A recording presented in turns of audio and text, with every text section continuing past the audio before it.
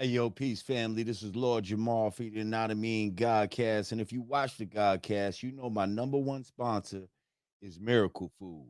That's right, Miracle Food, the perfect cleanse and reboot for a healthy immune system. And these times, you know a healthy immune system is very important. It's also anti inflammatory. Miracle Food has Moringa, black seed oil, beet root oil. It also contains CBD. Miracle Food is just what it says. Miracle Food. Brought to you by my brother, the Chakra Doctor. So this is a black-owned company, y'all. We promote black-owned companies here on the Godcast. Okay, so go to chakradoctor.org and get your Miracle Food today. Tell them Lord Jamal sent you. Peace. I'll let you go peacefully.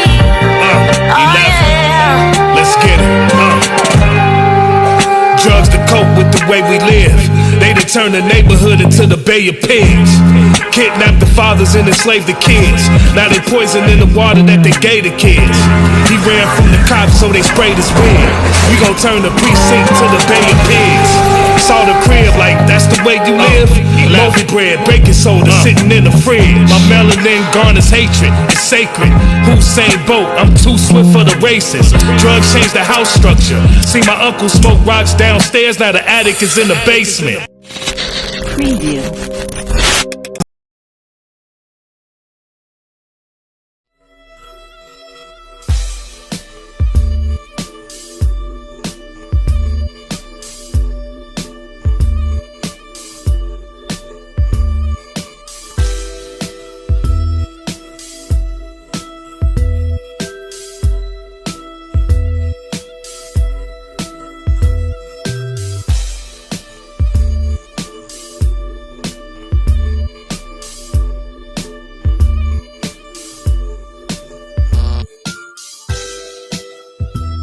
What's good, family? We back up in this bitch. I see y'all. I see the usual suspects. Miss Ravioli, what's good? She's a Patreon VIP.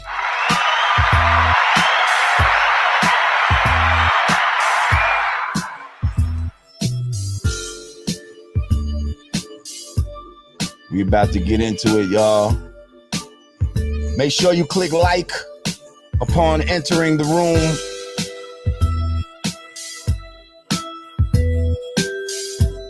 Wipe your fingers on that like button.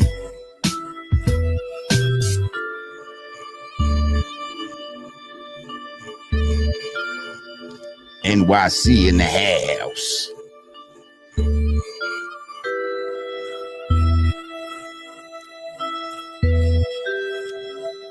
Okay, we're gonna get to all your questions. Hold up, y'all read premature. Goodness gracious.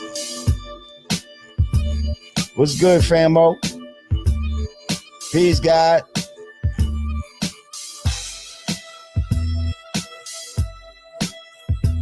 Oh, did he add?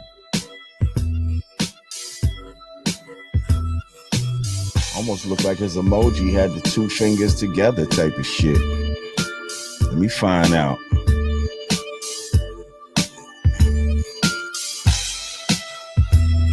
Yeah.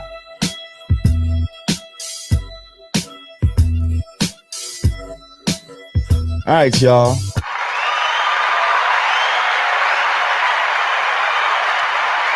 What's good, y'all? Welcome back to Yanadameen Godcast. I am Lord Jamar. Digga, and Godfrey are still on hiatus, but they will be back. Trust they will be back. Subscribe to the channel if you haven't subscribed. Click that notification bell. If you'd like to become a patron, which is the best way to see all content immediately, unmolested, unchopped up, and sometimes to see conversations that you can't necessarily put up on YouTube, because YouTube is on that bullshit right now, with certain things you can't even speak on, you know. when it comes to telling the truth out here in these motherfucking internet streets. So yeah, we put shit up like that over there on Patreon and shit like that. And who knows, we might have versions of this conversation tonight might have to go up there, because I think this brother is cut from a similar cloth that I'm cut from what I can tell from as I've done my research on this brother, seeing some parallels. So we're gonna get into it. Y'all see who it is in the description. I'm about to bring him on. We almost had a time crossing, but we figured that shit out. Shout out to the sister Carvina for hooking this shit up. Well, listen, with no further ado, I want to bring my brother onto the show right about now. From the boogie down Bronx. Someone that, you know, his name is definitely buzzing right now, especially on these internet streets. And we're gonna get to know who he is tonight. Ladies and gentlemen, welcome to the Godcast, my brother Hocus 4/5. Yes, sir. How are you, King? I'm good, King. Thanks for having me. I really appreciate this, man. Been trying to get up here forever, and we here. Oh man, yes. Listen, talk to the gods. yeah. I'm glad to have you. You know, sometimes I be in my own world, man, and it's hard to keep abreast of everybody that's doing their damn thing. You know what I mean? Like, hang on, let me just make sure I'm more centered. There we go. Yeah, and you've definitely been doing your damn thing, and I've been hearing your name, but you know what I mean? You hear people's names, but sometimes you don't have a face that go with the name, and you're not fully sure why you keep hearing this name. Right. But your name is definitely a name that's been buzzing for a little while. I'm gonna tell you, my man Poobah, Grand Poobah, you know, Maxwell, he really enjoys you. Like, he really enjoys the things that you have to say. And you know, that's my brother. We are alikes. We be alike and see alike. So it's no coincidence that once I really started to look into who you were, and I'm hearing the shit you saying, I'm like, oh, this brother's on he's on that frequency, like, you know what I mean? And I'm hearing people talking about you into so-called conspiracy theories or whatever, right. You know. I get it all day. I get it. I know you get it. They say I'm into those too, you know. Shout out to the God Malik. He said, I'm not into conspiracy theories. He said, I'm into it's so fucking obvious, can't y'all fucking see theories? Like, you know what I mean? Like, that's the type of shit I'm into. But welcome, my brother. So yeah, let's get into it, man. You know, for those who might not know you, let's get into your history. Who is Hocus 4/5? You know, how'd you come with that name? You know, talk to me. Like, what's your story? I'm a rapper from the Bronx. Castle. Oh, wait, hang on. Are you on your iPhone right now? Yeah. Can you put it in landscape mode, please, if possible? All right. Let me see if I can do this. There you go. There you go. Is that better? Yeah, that's perfect. Let me see. Yeah, I'm a rapper from the Bronx. You know, I was born in Harlem, but you know, moved to the Bronx at an early age. What part of the Bronx? Okay. Yeah, Castle Projects to be exact. And you know, I got my name from I actually, you know, back in the days, you know, graffiti was real big in New York City, and it was this dude from my projects, Castle Hill Projects, and he used to write graffiti on the wall. And he used to write Hocus, and that was his tag name. And but for some reason, two of my friends, when I was young, I had to be around 11, 12, 13, something around then. One day they just kept calling me Hocus, and I'm just like, why y'all keep calling me that? Every time they see me, they would call me Hocus. They was like, we seen you tagging up the name on the. I said that wasn't me, and I just jacked the name, and and it's so crazy because me and dude was feuding for a while over the name, but you know, like recently, and you knew you had jacked it, but you was like, fuck that. I knew I had I'm jacket. hoping. Recently we kind of like, because I went on Queen's Flip and I was talking about it, and I kind of threw him under the bus, and he had hit me up like, yo, you should have just shouted me out. But when I came home from jail, he was like trying to tell everybody, oh, he's the fake Hocus, he's the fake Hocus. So, but we made amends, and he's like, he's older than me, and he's like, yo, run with the name, you doing your thing, you Hocus, you know what I'm saying? And I appreciate his blessings, like, I appreciate that from him, you know what I'm saying? Like, like, go run with the name. But yeah, I got my name from a graffiti artist. I keep it real. I give him his props all the time. That's dope that you would keep it real like that you would even tell the truth, because some people would, let pride or ego, like, you know what I mean? There's a lot of stupid shit that, when we was young, like, we might have done. When I first started rhyming and shit like that, you don't know how to rhyme and shit. Like, you might say a nigga's rhyme and act like it was, because these niggas don't know this shit type of shit. Who said they was doing that? They used to say, I think I heard MC Search saying this. He used to say Lottie Dottie, because he knew Lottie Dottie before the shit was out or whatever the case may be. And so people thought that was his shit. And then when the fucking record came out, he had to fess up to the shit or what. Like, that wasn't you, motherfucker. Like, so yeah, that's funny that you did that. So where's the 4/5 come from? Well, the 4/5 is actually in reference to 45 caliber, obviously, but I attached the 4/5 when I started rapping, because I used to hear Beanie Siegel all the time, be like, Beanie Siegel, Desert Eagle, like he used that a lot, and it sounded slick to me. I was like, I need something slick like that. So every time before I used to start a rhyme, I just be like, Hope Kids 4/5. I'm like, oh, all right, you know what I mean? I just put it together, and I say it every time, and like people started calling me 4/5 instead of Hocus. You know what I mean? So I was like, I'm gonna just attach that to my name, and it separated me from Duke, so I'm Hocus 4/5. You know what I'm saying? Copy. So you're from Soundview, Castle Hill Projects. Yeah, it was the Soundview section of the Bronx. Soundview section. Castle Hill Projects. Which is basically the, well, some will say it's the ground zero for hip hop. Some may argue, some will say hip hop started in a few different places, kind of simultaneously, but most famously, people know for that Soundview, Castle Hill, Bronx River section of the Bronx as being that hip hop impetus. Yes, so you had that influence growing up. Oh, most definitely. My father was the one who really introduced me to like hip hop, and my father was from Harlem, but as far as the influence in the hood, yeah, we know Zulu Nation, that's Bronx River. Just Ice is actually from Castle Hill. So Just Ice, that's my guy. Right. So just knowing that, and then when Lord Tariq and Peter Guns took off, it just felt so close to home. It was just like, it was a great feeling, you know what I'm saying, growing up and being from that area. Like, yeah, like, you know what I'm saying, we was really attached to them. Like, you was really attached to your artists from your area back then. You know what I'm saying? I don't know if it's the same now. It's kind of like, it's kind of like now it's like everything is so close because the internet just make everybody so reachable.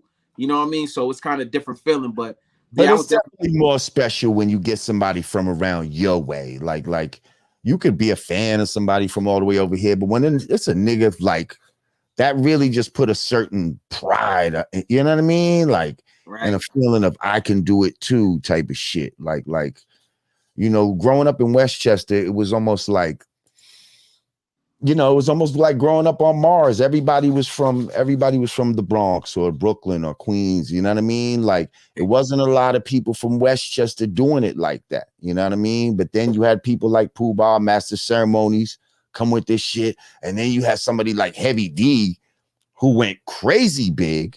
You know what I mean? And that Heavy D really inspired Westchester dudes. Like, I didn't even know he was from Westchester. Wow. Mount Vernon, bro. You ain't know that?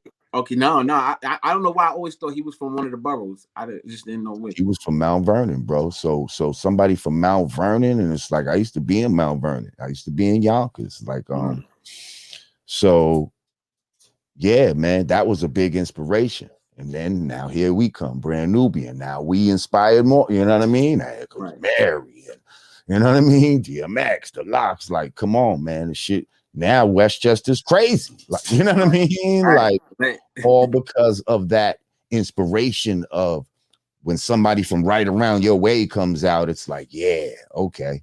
It's like I could do it too. Like, you know, give you that I feeling. can do it too. Yes. Right. Absolutely. So what made you feel like, because I always like to ask people, you know, so you grew up around hip hop, your father introduced you to it. So obviously you're a fan of hip hop. When do you go from being a fan of hip hop to feeling like, you know what, I can do this too? So when I was real young, I say about, my father died when I was 12. So I say around, had to be around between the ages of 8 and 11, something like that. He always used to like talk about us rapping. I got 7 brothers, 3 sisters. You know, I got a big family. Oh, So he used to wow. always talk about it. Yeah, and where do you know, he fall played, in that real quick? Where do you I'm fall? the 4th child. I'm the 3rd son, the 4th child. My sister's the oldest, and then you know I'm the 4th child. So Got 2 you. brothers. Yeah, I'm one of the older ones. Copy. You know what I mean? But yeah. So like he played this song for me called "Trap" by Tupac, and that was the first time that I ever written down a lyric. Like back in the day, we used to write other people's lyrics down to remember the song. Like I don't know why, like 8 years old, that song was just stuck to me. And he's rapping about being trapped in this prison of illusion, like, you know what I mean, being trapped and you know, like being trapped in your mind, and it's crazy. Like I know you familiar with the song, but that song stuck to me as a kid. And my father always used to try to encourage us to rap. So when I was back in the day, so we used to record on the radio, cassette radio, like, you know, rap into the radio, press the record button and the play button at the same time. So one day he said, he told me to rap for him, and I was like, I don't want to do it in front of you. So I did it on the radio in the living room, and he stood in the room, and then he came back and he heard it, and he was like, yo, this is really good. And I thought it was trash. I'm like, I didn't really know that I was freestyling, but like his words were so powerful that I think if he would have told me that it was trash, nah, this ain't for you, I would have never. Your shit. Yeah, he was like my, you know, that was my big homie. That was like my mentor, my everything. You know, his word meant everything. So that's why I say my father, you know, he's a big inspiration for me being a rapper. But you know, as I got older, you know, even after he died, I always had that love for it. I just, you know, I just kept it going. So wait, do you think you thought it was trash, but upon reflection, was it really trash? Do you think he was gassing you up, or he really saw that it was good, but you just didn't have confidence in yourself? Yeah, I think it was that. I was like I said, I was probably like 9, 10 years old, somewhere around there. Like, you know, it was the first time I really tried to rap. You know, I you know, so from what I can remember, and I just thought like, I didn't think it was good. You know, maybe he seen some potential though. Like, okay, you know, right. That's what's up. That's what's up. So, all right, you rapping. Fast forward, what's going on? I understand you got locked up at some point and all that. What? Well, yeah, I got in these streets. What you doing in these streets of Castle Hill? Because I know that these is ill areas and shit like that. Like shit goes on. So, first of all, what years are we talking about? Because you said you was 8 years old writing down Trapped. I'm like, so like, yeah, I know like, I look like a baby. I blame it on the vegan life, you know what I'm saying? But I'm 38 years old. I'm not, you know. Okay, yeah, but yeah, I'm 53. Well, I'm about to be 53. Shit. So I remember when that shit was Trapped was out, you know. Right. And I'm a grown fucking man. Like right. So for you to be like, I was 8 years old, you know, I'm like, damn, that's still like, yeah, you pretty young to me. Oh, that's still like a baby. Okay, yeah. But yes, you look great for your age. You got people that's 38 that look like they're fucking 62. You know what I mean? Washed up. And we can get into the whole, because we talk about shit like this on this show too. We can get into the whole vegan life. But yeah, tell me what's going on. Like you're into the street shit and all that, from what I understand. Yes. Yeah. So you could, like I told you, I got 7 brothers, 3 sisters, big family. My father died when I was 12. Like I said, I'm one of the older ones, so my mom's is left with a lot of young children. You know what I'm saying? And it's like my father was in the streets also. You know what I mean? But at the time that he died, him and my mother had left the streets alone, I was in foster care. They came and got us out of foster care. That's how we moved to the Bronx. Like I said, I'm originally from Harlem. We moved from foster care in Brooklyn. They found an apartment in Castle Hill Projects. They went and looked at the apartment. They thought it was a good area, but it was not a good area. I tell you, gunshots every day. I'll do gunshots. Like, it's not a good area.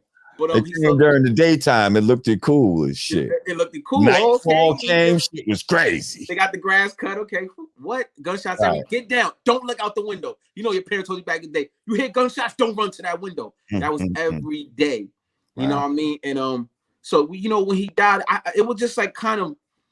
I know this might sound crazy to some people, but it was kind of like natural, like it was kind of, I knew natural that I had that like the older ones, like my brother, like, you know, we hit the streets. It was a kind of natural thing, like we got to do what we got to do because mom's got to take care of the little ones. And yeah, I was out there in the streets of Castle Hill at a young age, man. You know, I started hustling at 14 years old, you know, running around. You know, what you hustling at that age? Crack. Started selling crack. You know what I'm saying? The first thing you sold. The first thing I ever sold was crack. Right. That's ill. The first thing I ever sold was dimes of coke. Like before weed or anything like that. Like somehow I was selling dimes of coke. Like that was crazy. Now, crack was like, I ain't gonna lie, crack was crazy in the 90s, man. It was like the flow was ridiculous. There was such a high demand for that. I don't even think these kids nowadays will even understand. It's like hard to even explain. Like it was lines, my nigga, for crack. They was lined up, and you know my projects are big projects, and you got to think there's a lot of people selling crack, but you know everybody was making money. So yeah, I'm 14 years old. I'm out there. I'm selling crack. I toting guns, doing street shit. You know what I'm saying? And so what? Eventually, you got caught for some shit. Yeah, well, you know, I could take you down the timeline, you know what I'm saying? Because I got caught a few times. So like I said, I'm 14 doing that, I'm running the streets. But you know, I dropped out of high school, I got my GED. After my father died, I was like, school was kind of like, you know what I mean? I finished grade school, but then I went to high school and I just couldn't go to school. It was just like too much freedom. You know what I mean? I'm hustling, I don't have to be here. I can walk out the door. So I walk out the door. I go to my block and sell some crack. I don't want to be here. It's boring. You know what I'm saying? And like, you know, so I got my GED. I went off to college, though, believe it or not. You know, when I was 17 years old, I went up to Sony Mooresville in college. And at this time, I started gangbanging when I was 17 years old. You know, I became blood. I became a set, sex, money, murder. You know, that set started in my neighborhood. You know what I mean? And, you know, I became it. And while I'm in college, I'm upstate. I'm a blood, you know what I mean? So I found out, I heard through the grapevine that it's Crips and Bloods up there, and the Crip pulled out a gun on the blood. I'm like, oh, word? Man, you said you're in college? I'm in college. 6 hours away, upstate New York, Sony Mooresville. Yeah, but so they said it was a party that happened, and like a Crip pulled out a gun on the blood. So I was like, okay, I'm going home and go get my gun. Like it's like the mentality is really fucked up. You know what I'm saying? But I went home. I got on the bus. I went home. I got my gun, but instead of me went home to New York, yeah, I got on the bus. I said, yeah, they can't go just pull a gun out on me up here. I'm like, hold on, I ain't got no family. You got on the bus, went back to the Bronx, got your gun, went back up there. No, so this is what happened. I went back to the Bronx, got my gun.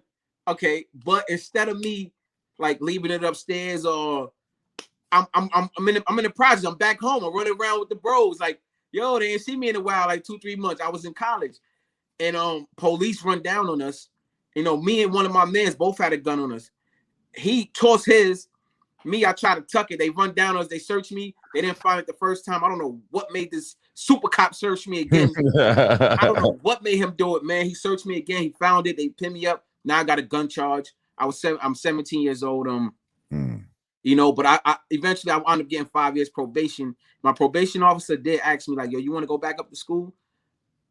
You know, we'll let you go back up. And I was just like, nah, I don't want to go back up. I'm gonna get a job. So I lied to him, and I knew what I was gonna do. I'm gonna stay on the block and sell crack. That was my mindset. Like, I'm gonna just stay here, get my money. Like, cause you know, I went up there, I tried it, but you know, it was a dumbass decision that I made that, you know, led me down a crazy path. But I was still into music and all that though. You know, I was still like at that time I wasn't taking music serious, but I always was still like try to write rhymes, and I still had a love and a passion for music.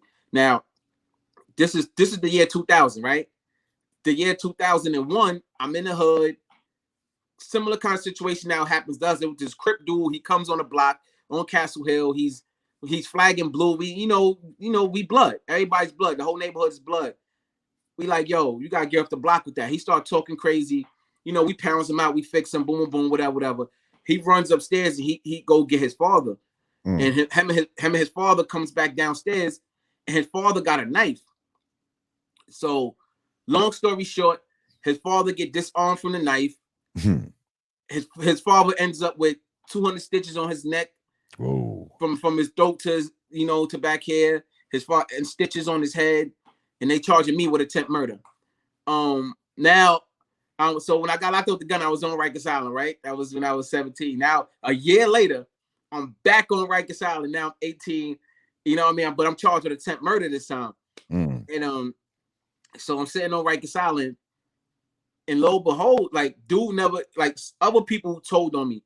They pointed me out and said I did whatever, but dude never snitched on me. So, when I kept going to court, and they didn't have a complaining victim. They had to let me go. You know what I mean? So they let me go off of Rikers Island, and I was like, okay, cool. You know what I mean? So I come home off of that, and I'm like, you know what? I always still had a conscience. You know what I mean? Like I always wanted to do the right thing. So I'm like, I'm gonna go try to get a job, man. I'm gonna just chill this time. Like I'm gonna chill from selling crack. Let me go try to get a job. So back in the days, used to have to look in the newspaper, find out what's the job list. No internet. You know what I'm saying? So I circled a couple of job listings. I go downtown Manhattan, and I'm looking for my job. I'm going to these interviews, and I feel like it was going good. Out of all the days in the world, so I said that was 2000. This is 2001. Out of all the days in the world, what day you think I went to look for a job, man? 9/11, 2001. I'm downtown Manhattan. Shit. I walk in the middle of the street. I see everybody crying. Oh, going crazy. I'm like, what's going on? I walk in the middle of the street. I look up. The fucking towers is on fire. I see this. I'm like, oh shit. So in my mind, I'm thinking like, I thought like, terrorists is like they bombing us with airplanes, like bombing us. And I'm just so scared. I start to walk off. I hear people yelling again. I look up, the fucking towers is falling. Whoa. Yeah, like I really witnessed this shit. And my heart is just pounding now. And I literally walked from I'm like on 20-something street. I literally walked from there all the way back up to the Bronx. You know what I'm saying? Because there was no trains running. The buses was like super packed. Yeah, it was crazy. So I walked all the way back up to the Bronx. And first thing I did is when I got back to Castle Hill, I went and got a bottle of Henny. All that? Was you sooty and all that? Did the dust get on you? Did the dust and all that get on you? No, I wasn't that far down. Okay, I was like on 20-something street. Like, you could still see them. They fucking mad tall. That dust went far though. When that shit came down, that shit went far. Like the dust didn't get on me, but you're right, it definitely did. I'm happy. I probably had some health complications now if I was that close. I know a lot of people who did. But yeah, so when I got back to the hood, I got me a little bottle of Henny, and I said, yo, I just felt like getting a job wasn't for me. That was my sign to never look for a job again. I tried to get a job, and 9/11 happened. That was God telling me, like, nah, you ain't supposed to have a job. See, I tried to get a job, and a whole fucking building fell down. Like, fuck this shit, man. This ain't for me, man. Yo, that shit was crazy. Hilarious. I actually witnessed that, man. That was crazy, man. I actually witnessed the second building blow up. Okay. And all I'm going to say is, because I was watching it, not from TV live, but from Brooklyn, I saw no plane. I only saw an explosion. You know where I saw the plane? When I watched it on TV. Watch it on TV. Right. CGI. Now, when I came upon it, the first one was already hit. I don't know. I can't speak on that. But I'm watching the second one from a rooftop and all of that type of shit. And we're watching it, and all of a sudden the shit just exploded, bro. I mean, so many architects them broke it down. Like, there's no way a building free fall like that from being hit by an airplane, jet fuel, really. Like, and then how did Now if fast anybody jet even fuel kind of burns, question in their mind? Building 7 wasn't even touched, and it and it fell fell the too. same exact way, free fall. That's demolition, man. We've Like, all seen a demolition, yet we allowed them to ignore our senses, ignore what we saw, and they told us what we know. What you're seeing is this. this is what you You can see. even break it down. They showed the demolition charges and the explosions as the shit go down. If you watch certain video of the shit in slow motion and all of that. But again, people will say that, oh, this is, you don't believe that, do you? Like, so many witnesses say they heard explosions. It was explosions. All of those videos, most of them been removed from anywhere. You can't really find them. It's very hard. You know what I'm saying, to find those videos. But yeah, man, we know what time it is. just like the Pentagon, just like the so-called shit that landed in Pennsylvania. When has a plane ever disintegrated to nothing? When have you ever just seen a skid mark with no fuselage, nothing? Like that's ridiculous. But the biggest smack in the face is that you couldn't find not one piece of the plane, but you could find a wallet that they had on the plane.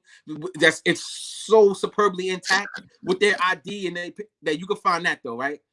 And also, let me tell you some bullshit while we on it. How they was acting like these motherfuckers was in the sky calling their loved ones, telling them, yo, the plane's being hijacked. Nigga, I've kept my phone on them. The shit don't work in the air. Okay? It don't work in the air. You know why it don't work in the air? Because satellites are not real. But that's a whole other fucking As a fact. We can go down that rabbit hole. It's only high flying balloons, okay? But phones don't work in the sky. You can't make work now. You think they worked 20 years ago? Like, exactly. They don't work now in the sky. Like, keep your phone on right now. When you get in the plane, try to make a call from the sky. It don't work. How the fuck was they making calls? Talking about, yeah, we about to ambush these niggas with the plastic knives and forks that hijack the plane with plastic forks and spoons and shit.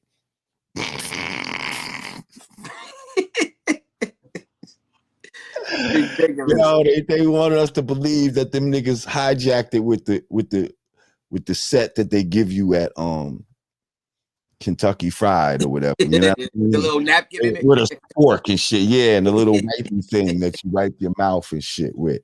Get the fuck out of here. Okay, so to recap, you went to that job. I went to look for a job, and that happened. 9/11, and you took it as a sign from God that this is not for you. I do not need to be working for no fucking white man, especially downtown Manhattan, because they got buildings just falling all around the motherfucker. This crazy. Okay, got it. So what happened then? Well, now I'm back in the hood. I'm hustling. I'm still doing my thing. Fast forward a little couple years later, Now hang on real quick. When people talk about hustling, there's different levels to the hustling. And if you're the type of person that would tell the truth that you jack the name, then I think you tell the truth about the level of hustling. Everybody can't be a fucking kingpin, right? So what kind of level of hustler were you? Like, because there's different levels to this shit. Well, you buying ounces, you buying keys. What are you doing? Well, at this time, I'm purchasing my own work, and I'm nickel and diamond, so to speak, in the neighborhood. You know what I'm saying? I'm breaking it down. I'm not on keys and stuff. Later on, I do start to sell drugs, heavy quantities, and become get a lot of money that way, like you're saying. You know what I'm saying? Yeah, but at this time, I'm just doing my little 1-2. I would go in and out of town, certain towns, and hustle and get money. But like, and while I'm going in and out of town, my brother S1, my man Ty Skrilla, One Man Gang, and Rio Rap Star, they started a group called Kings of the Castle. You know what I'm saying? So it was a rap group that they started, And like, you know, my man Skrilla was like, yo, Hope, we need you, you know, you the streets, we need you down with this, you know what I mean? We want you to be a part of it. And once I became a part of it, it's like the whole neighborhood, it just went crazy throughout the whole neighborhood. You know what I'm saying? We was a 5-man rap group, and our local buzz was ridiculous.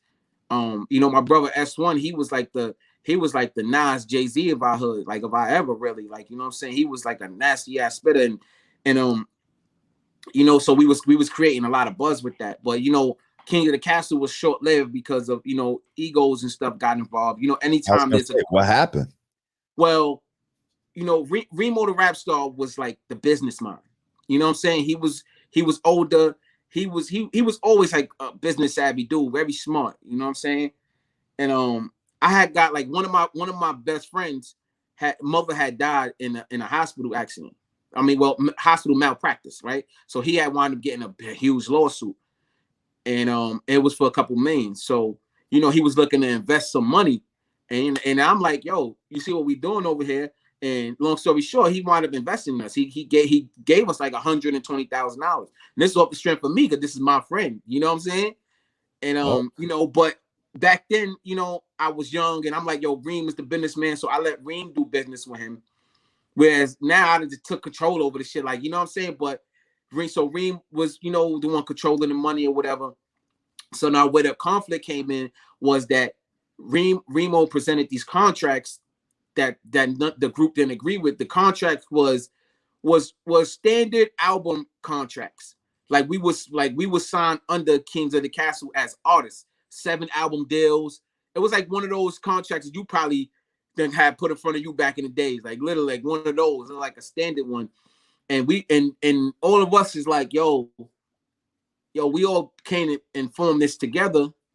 Like, why are we being presented with artist contracts? Like, we just some artists. This is our thing. And that right there left a bad taste. And the group was kind of like starting to split up a little bit. Now we going to 2005. You know, so we started the group in 2004. In 2005, you know, I'm like 1 foot in, 1 foot out. I wound up, you know, I'm back in the hood hustling. I'm like, fuck it. You know what I'm saying? I'm back in the hood hustling, doing my thing. I wound up getting into a shootout with a dude. And, you know, I got caught on camera, you know, Aaron. And they, you know, they locked me up. And I wound up taking a year. You know what I mean? A bullet on the island for back then you could get a year for a gun. You know what I mean? Because they didn't catch the gun, but they got me on camera. So I'm just like, you know, my lawyer, like, you're 50-50. You could beat it or not. They got you on camera. I mean, it's up to the jury if they think that's you or not. And I was like, just give me the year. I'll just do the year. So, you know, while I'm locked up doing the year, you know, it was over. It was over. Like, you know what I'm saying? Like, it was the conflict got even worse. You know what I mean? And it was everybody just split. You know what I mean? But S1, he kept going. And even while I was locked up, S1, he wound up getting on the radio. It was DJ Envy was playing his joint. You know, he was still running around trying to make it happen. You know what I'm saying? So yeah, that with him. Huh? Whatever happened with him? Just the one that you said was like the Nas of your neighborhood, right? Yeah. Whatever happened so with him? Right now he's locked up right now. I mean, I'll get into that too. You know what I'm saying? So yeah, let me. So all right, so I do a year. I come home 2006. Like I said, S1 is still doing his thing. Now his buzz is getting more than local because he's on all these mixtapes. That's when the mixtape game was crazy. You know what I'm saying? So his buzz is getting a little bigger. But I come home and I started doing my own thing, rapping in the neighborhood, making my own tapes, getting my local buzz back up. And S1 was messing with my man P.O. You know, P.O.'s from Soundview. So S1 introduced me to P.O. And me and P.O. clicked like this because we both two reckless niggas who like we'll say whatever out our mouth and we ain't scared of nothing. And we you know what I'm saying? P.O. was just crazy like that. And I was the same type of way. So, you know, just to fast forward a little bit, me and P.O., we sitting in the car one day and we like, yo, bro, we need a movement to bring back the Bronx. We sipping Henny, we just getting drunk. I'm like, yeah, you're right, bro. Like the Bronx ain't really got no movement right now. And he like, yo, bro, we gonna do this. We gotta come up with a name though. And I'm like, what you mean come up with a name? He was like, yeah. So we started thinking about names. Then he said, I got it, Mo. I got it. Bang, bang, boogie. And I'm like, nah, that name sound gay, bro. Like, I don't like that. You know what I mean? He like, yo, bro, bang, bang, boogie. I'm telling you, up, dump the bang. I started thinking about it. I'm like, that probably could work. Bang, bang, boogie. Say up, jump the boogie. You know what I'm saying? I'm like, that probably could work. So what happened was, P.O. hollered at Gilly, not Gilly the Kid, Gilly that was with Terror Squad. If y'all know Gilly, my bro Gilly, he was like Big Pun brother. You know what I'm saying? He hollered at Gilly. Gilly brought Cuban Link to the studio. He hollered at My Son. My Son came to the studio. He also brought, P.O. from Sound, so he brought Lil Tariq to the studio, and we laid down this track called High Blood Pressure, and we put the track out. It was a diss to Fat Joe, you know what I'm saying? And we put it out, and a week later, this is when Fat Joe and 50 Cent was beefing. So 50 being a smart chess player, we from the Bronx, we just dissed Joe. He dissed Joe. 50 reached out, and and we was on thisis50.com. A week later, we got 1 million views. You know what I'm saying? And from there, 50 Cent G Unit, they were supporting us heavy. This one, This Is 50 was bigger than World Star, and then World Star was taking all of our videos, putting them up for free. Like, we was buzzing crazy. Now, hang on. Why did y'all make a song, a diss song against Joe? What was that about? Well, I'm glad you asked that question, because now me and Joe, we cool. Joe fam now. You know what I'm saying? It's crazy. Yeah.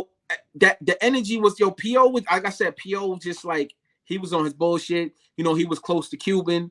And P.O. was just like, yo, Joe, ain't nobody doing nothing for us in the Bronx. So P.O. had did a interview with Truth DVD.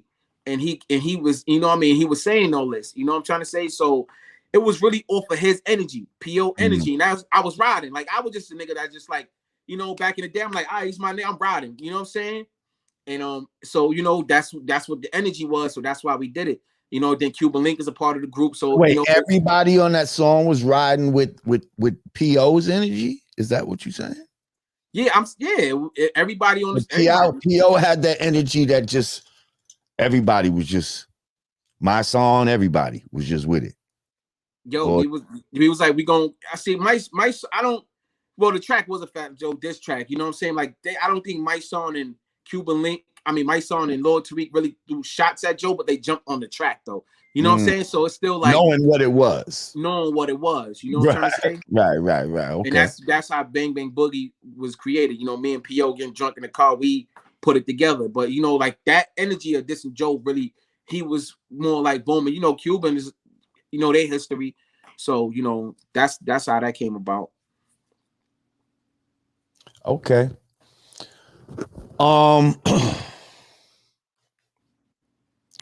So, like, what year is this? This is 2008. 2008. Okay.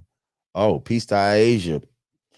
Peace, Queen. Miss you, Queen. We haven't seen you in a minute. Thank you for your donation as always. Love you, Queen. Love you. So, all right. I kind of want to. I know there's a lot of street shit you got into, but it seems like at some point, you took a turn from the average, gangster type.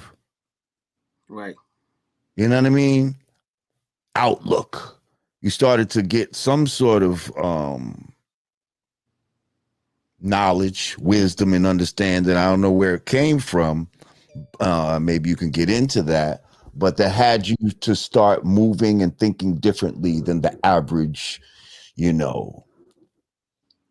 blood or, inmate or just regular street dude. So tell me about that. That's the type of shit that this, my people want to get into. Like, right. So I think that I always had like a conscience, so to speak. Like, I was always somebody who questioned things. So when I told you, I had the shootout when I got locked up for that year, that's when I first read Behold the Pale Horse by Bill Cooper.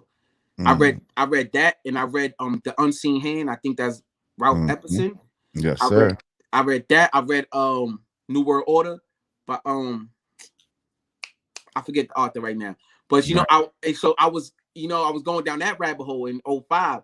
But when I came home, I just feel like I was, like I said, God was guiding me. No, you ain't gonna work. You ain't gonna. God was trying to guide me down that, sit your ass here. This is what your purpose is.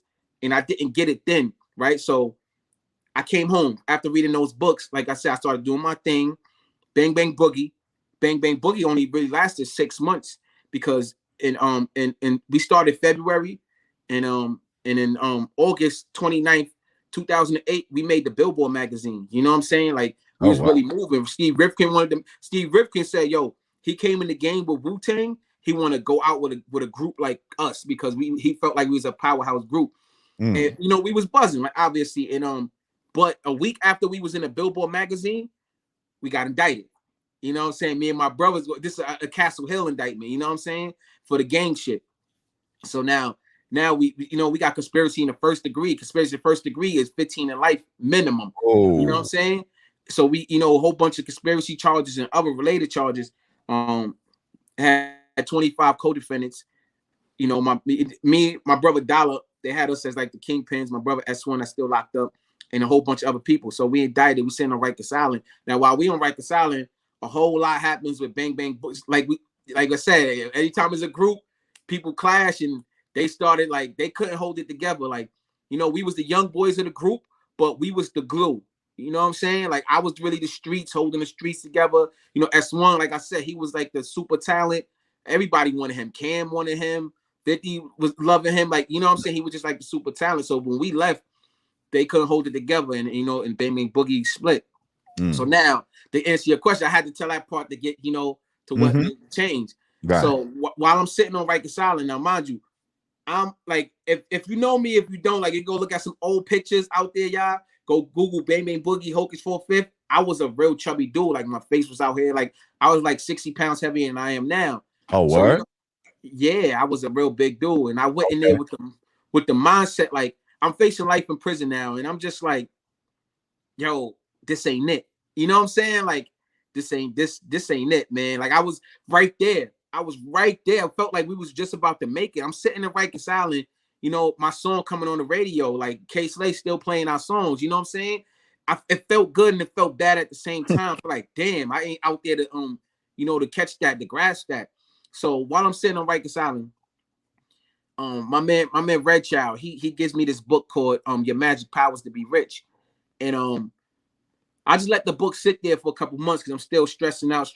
And it just something clicked in my head, was just like, it was like a voice, man. It told me like, you're not gonna go home until you read this book. And it kept telling me that until I picked up the book and I read the book.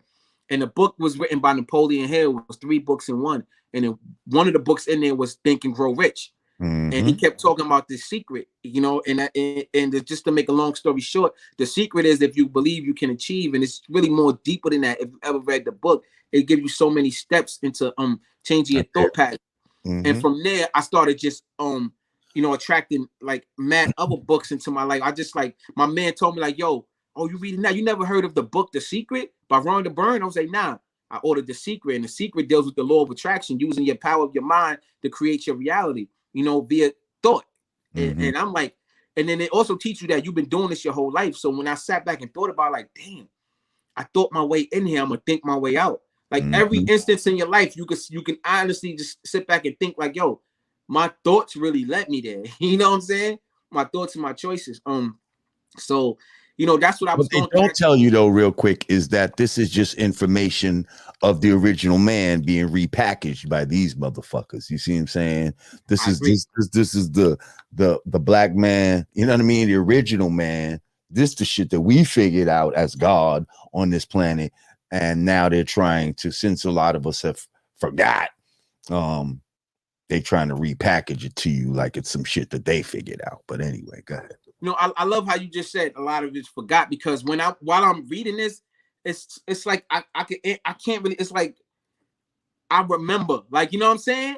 I'm like, oh, it's like giving me a memory more than it is teaching me something. Yes. You know what I'm saying? It's on a soul level. You know what I'm saying? So I'm sitting here and I'm reading these books, and then like I told you, I was overweight. So I'm listening to this program with 99.5 FM, and it's this dude up there, white dude. His name is Mike Anderson, and he's talking about how people gain weight and they lose weight and they gain it right back, and what's the reasons why. And he wrote a book called The Rave Diet and Lifestyle. And I'm like, wow. So it really intrigued me.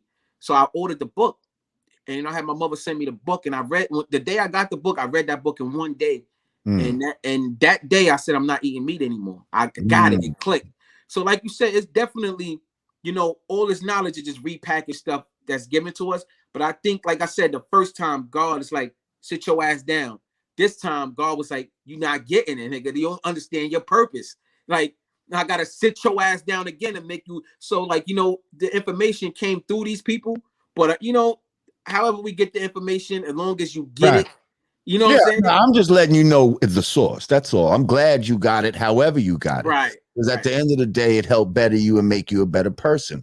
I'm just letting you know, don't let these because that's what they love to do. They love to take credit for some shit that they didn't really fucking do. You know what I mean? So I'm just letting you know that this is original man knowledge that you used to better yourself. You know what I mean? Just repackaged by some of these motherfuckers. Repackaged, exactly. It's all good. It's all good.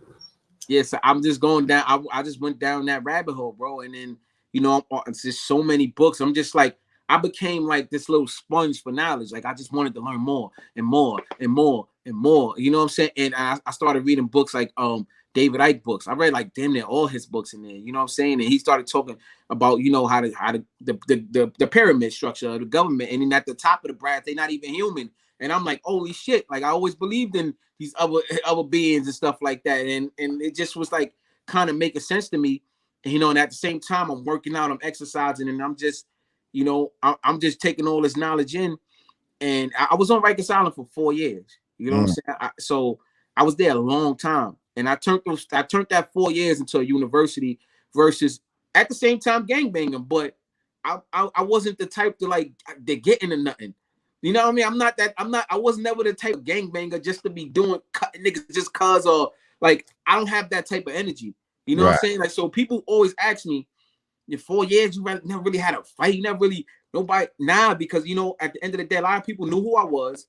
Even if they didn't, my energy doesn't come across that way. And then I'm going through this transition at the same time, realizing myself, who I am, understanding that I'm God. And like, you know, when you have that understanding of who you are and knowing that you God, and you're looking at another God, even if they don't understand it, you really don't want to harm God. Like, you know what I'm saying? Like, you like, yo, we all one, you know what I mean? But I will protect myself, don't get me wrong. But so like, I'm going through this type of change, and I'm also sharing this knowledge with my brothers. Like, if you ask anybody I was locked up with, they're gonna tell you I offered them a book. I had them working out. I had a program, like, you know, we called ourselves the A-Team. Look, every day we working out, or take our 2 days or 1 day off. I would go to the yard and jog the whole hour. Like, the COs thought I was in the military. They really used to ask, you was in the military before you got here? I was like, nah. You took from the brook. I was doing like, I was doing the crazy pull-ups. I'm jogging a whole hour.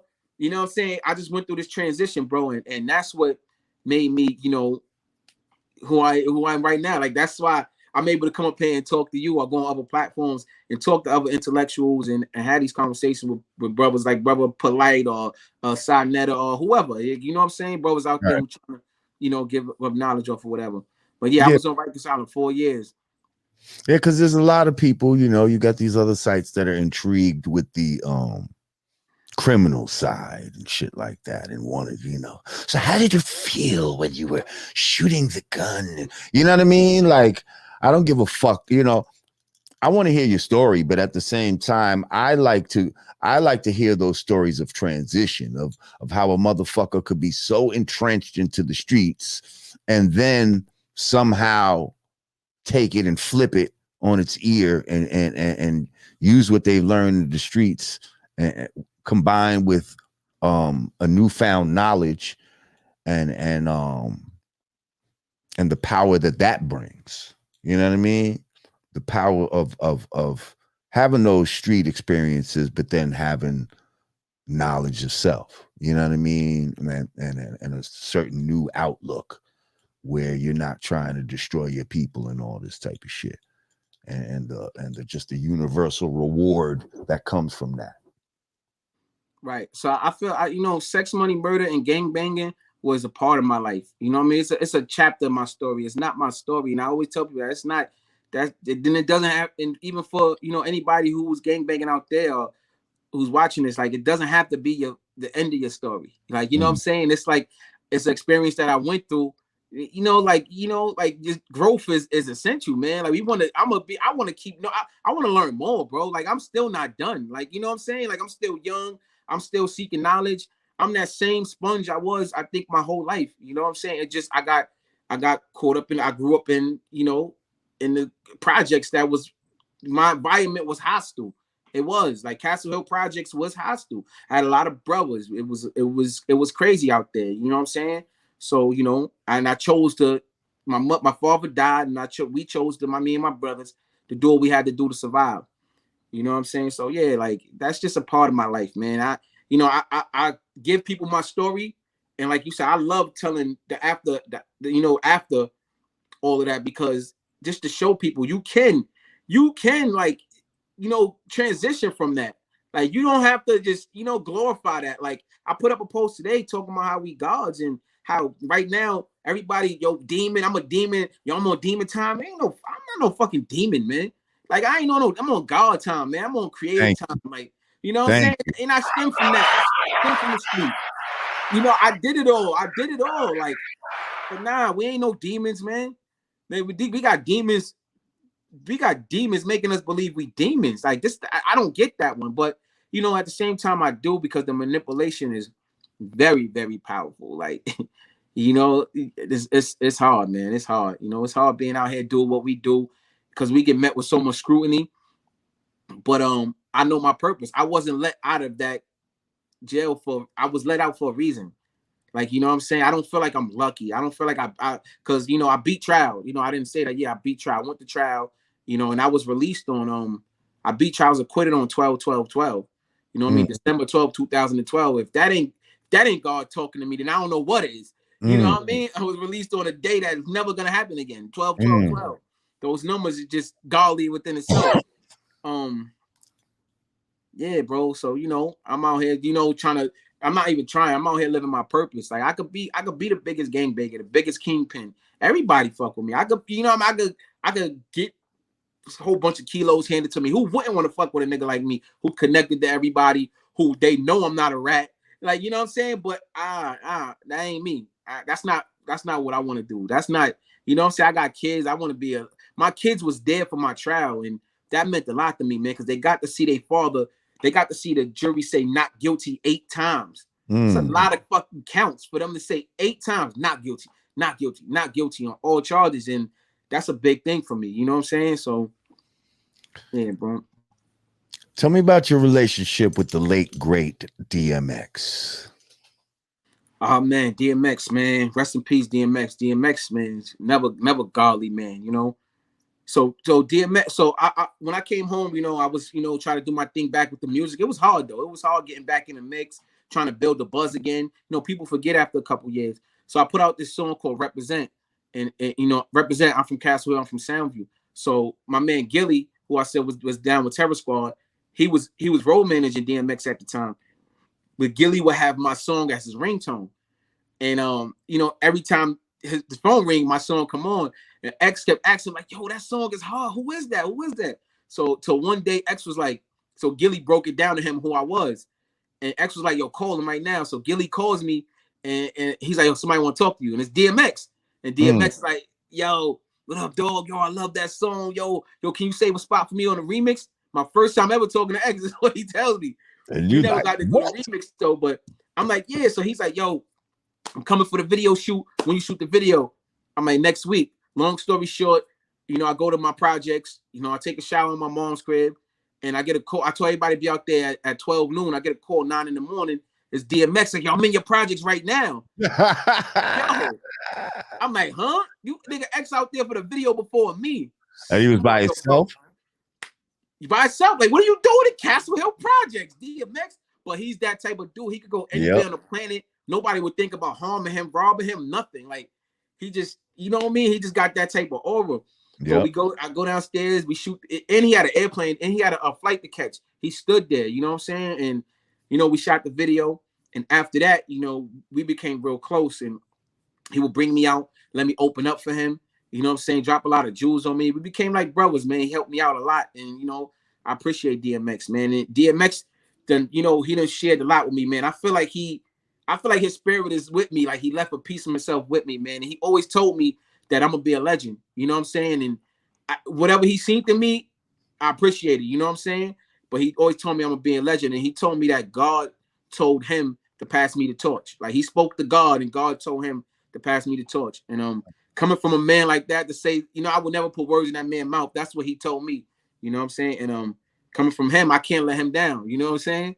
So I was on your page and you know, I saw a video and you know, people of course, you know, when somebody passes away, they'll make a song about the person, how you know how great they are and all this. But you know, at first I'm hearing you, it's a DMX song. You're doing a tribute song to DMX, Slipping or Falling, I Can't Get Up. I'm pretty sure that's what it was, right? yeah. But then I'm looking and it's like, I guess it's a video of you, but it's DMX watching the video. Right. Okay, while he's alive. And you know, at first I didn't realize who was watching it. And I'm like, hang on, that is DMX watching this. Like, okay, so this is not some shit that he did after the fact. He did this while he was live. And X is watching the video and he was like, X always told me I was gonna be a legend. I remember you said that in the round. And then X is like, damn, I got the chills on my head right now. Like, that had to be crazy to be able to truly gives a man his flowers while he was living, and you have video evidence of it right on your IG. That was crazy. That was crazy. You know what, bro? Because growing up, like, you know, growing up the way I grew up, and like nobody really, like, you got to go out and make something of yourself. You know what I'm saying? Like, nobody really wants to help, especially somebody like me. Like, you know, we could probably get into it, but I felt blackballed a lot in this industry, and it probably got something to do with the name Sex Money Murder and people being afraid to really deal with dudes like me that you know come from where I come from. They whatever they hear about, their perception of me is whatever their perception is. They know I beat cases, you know what I'm saying? Like, I beat a big conspiracy case. You know, and for somebody like him to reach out and, like I said, tell me I'm going to be a legend, tell me God told him Pastor Churches, help me for no reason, didn't know me from a hole in the wall, but felt something in himself to do that. I appreciated that so much. So the reason why I did the song, let me get into that, is because we were supposed to go overseas. Like, DMX is the reason why I got a passport. Like, I never thought to get a passport. He tells me, like, yo, dog, we got to go overseas, get your passport. We're going to go on tour. So I get my passport. As soon as I get my passport, he gets locked up. I'm like, damn, son, like, I can't catch a break. My dog can't catch a break. You feel me? I'm like, now it's my time to shine. I can't catch a break.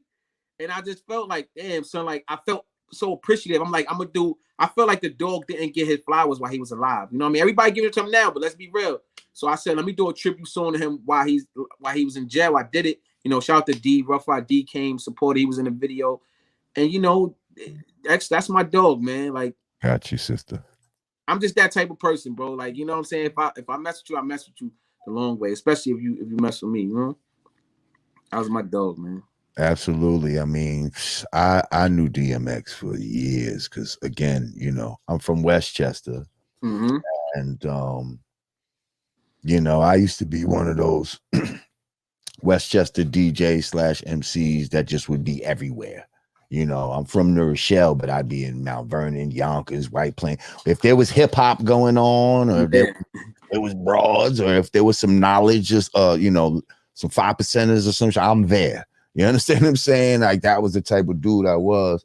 So when I'm in Yonkers, you know, DMX was already like a street kind of legend. Like, you know what I mean? His name Ben was buzzing, and there used to be the spot called School 12 back in the days where they used to throw you know, they throw parties and shit, hip hop parties and shit, just dark fucking gym in some fucking hood ass school right up the block from Slow Bomb. And yeah, that's where I first met X. And yeah, he was always just, you know what I mean? He just always was X. Like he always had that same energy. Like, you know, he always was ill with the rap. You know what I mean? Like we first known him as the true, you know, Spellbound guy. I don't know if you know the whole story. He ever told you that about Spellbound? Somebody stole it from him. Yeah. Apparently, him and K Solo. Right. Yeah, I ain't want to say. And yeah, well, yeah, everybody knows. And K Solo came out with a record called Spellbound, And DMX was like, man, that was my shit. Like that was his idea. Not that he stole the exact lyrics, right? but he stole the idea. He's saying, and you know, not for nothing. If you heard X's Spellbound back then, you would have believed that it was true because his shit was like, it was just way iller than K Solos, and K Solos was dope, but DMX's shit was crazy. It was like, oh shit. After by the time he finished that shit, you was like, he did steal that shit. Like that's how you felt. Like, yo, the shit was crazy. But yeah, rest in peace, DMX. How did you feel? You know what I mean? Being so close to him, and then you know his recent passing. How you know? I mean, yo, it hurt, man. It hurt a lot because you know what's so crazy. He was with me in Atlanta. You know, I live in Atlanta now. He was here like 2-3 weeks before he passed, and I got up with him. We went out to the club. He wasn't even supposed to perform. Like we just went to go chill. And like the dude asked me like, yo, you think I could get X 15 grand, do like 3 songs? You know, I'll say, yo, X, you know, you want to come back one day and do? And I didn't tell him 15. I felt like that was too low. I'm like, X, you want to take 20? He was like, I do, dog. Only if they give you 5. I was like, so I told the dude, I'm like, all right. I told the dude, and so the dude was like, well, you think the dude asked me, you think he'll take the mic right now? And I'm like, nah, no mic. So they started playing X music. X get hype. He gets up, give me a mic. Like he didn't hear the conversation. He just said, right. I'm like, all right, give him the mic. So we had a great time. I mean, you know, X did him, tore it down. Then he said a prayer. I actually got the footage. I'm gonna post it. He said a prayer and had the, you know, when he said his prayers, he had the crowd going crazy. Like it's ridiculous. But wait, so you got the man 15 racks that night? No, he just did it for free. Oh wow. Yeah, he just got up and just did it. I'm like, all right, you know what I'm saying? He just got up and took the mic. I'd have been like, whoa, I'm working a deal here. Hang on. Yeah, so I'm like, yeah, you did it for free. He was like, now they know what I could do, though. Now they know what I could do. Don't worry. Nigga, they been you what DMX. you can do. Yeah, they didn't know what you could do. You DMX, nigga. What you talking about? Yeah, man. So that's hilarious. The next morning, he calls me and he's like, yo, Hope, we gotta have a talk. I want to sit down with you on some brother to brother. I want to have a real talk with you. He said, I'm going to go pick up my wife from the airport. I'm gonna call you later. I'm gonna get up with you. We're gonna talk. So long story short, we never got up. Maybe he got busy. He didn't call me. So when I called him back, like I think like the next day, I'm like, what's up, dog? We gonna get up? He was like, yo, I gotta go to New York. I'll be back in a couple weeks. We're gonna sit down. I really want to have a word with you.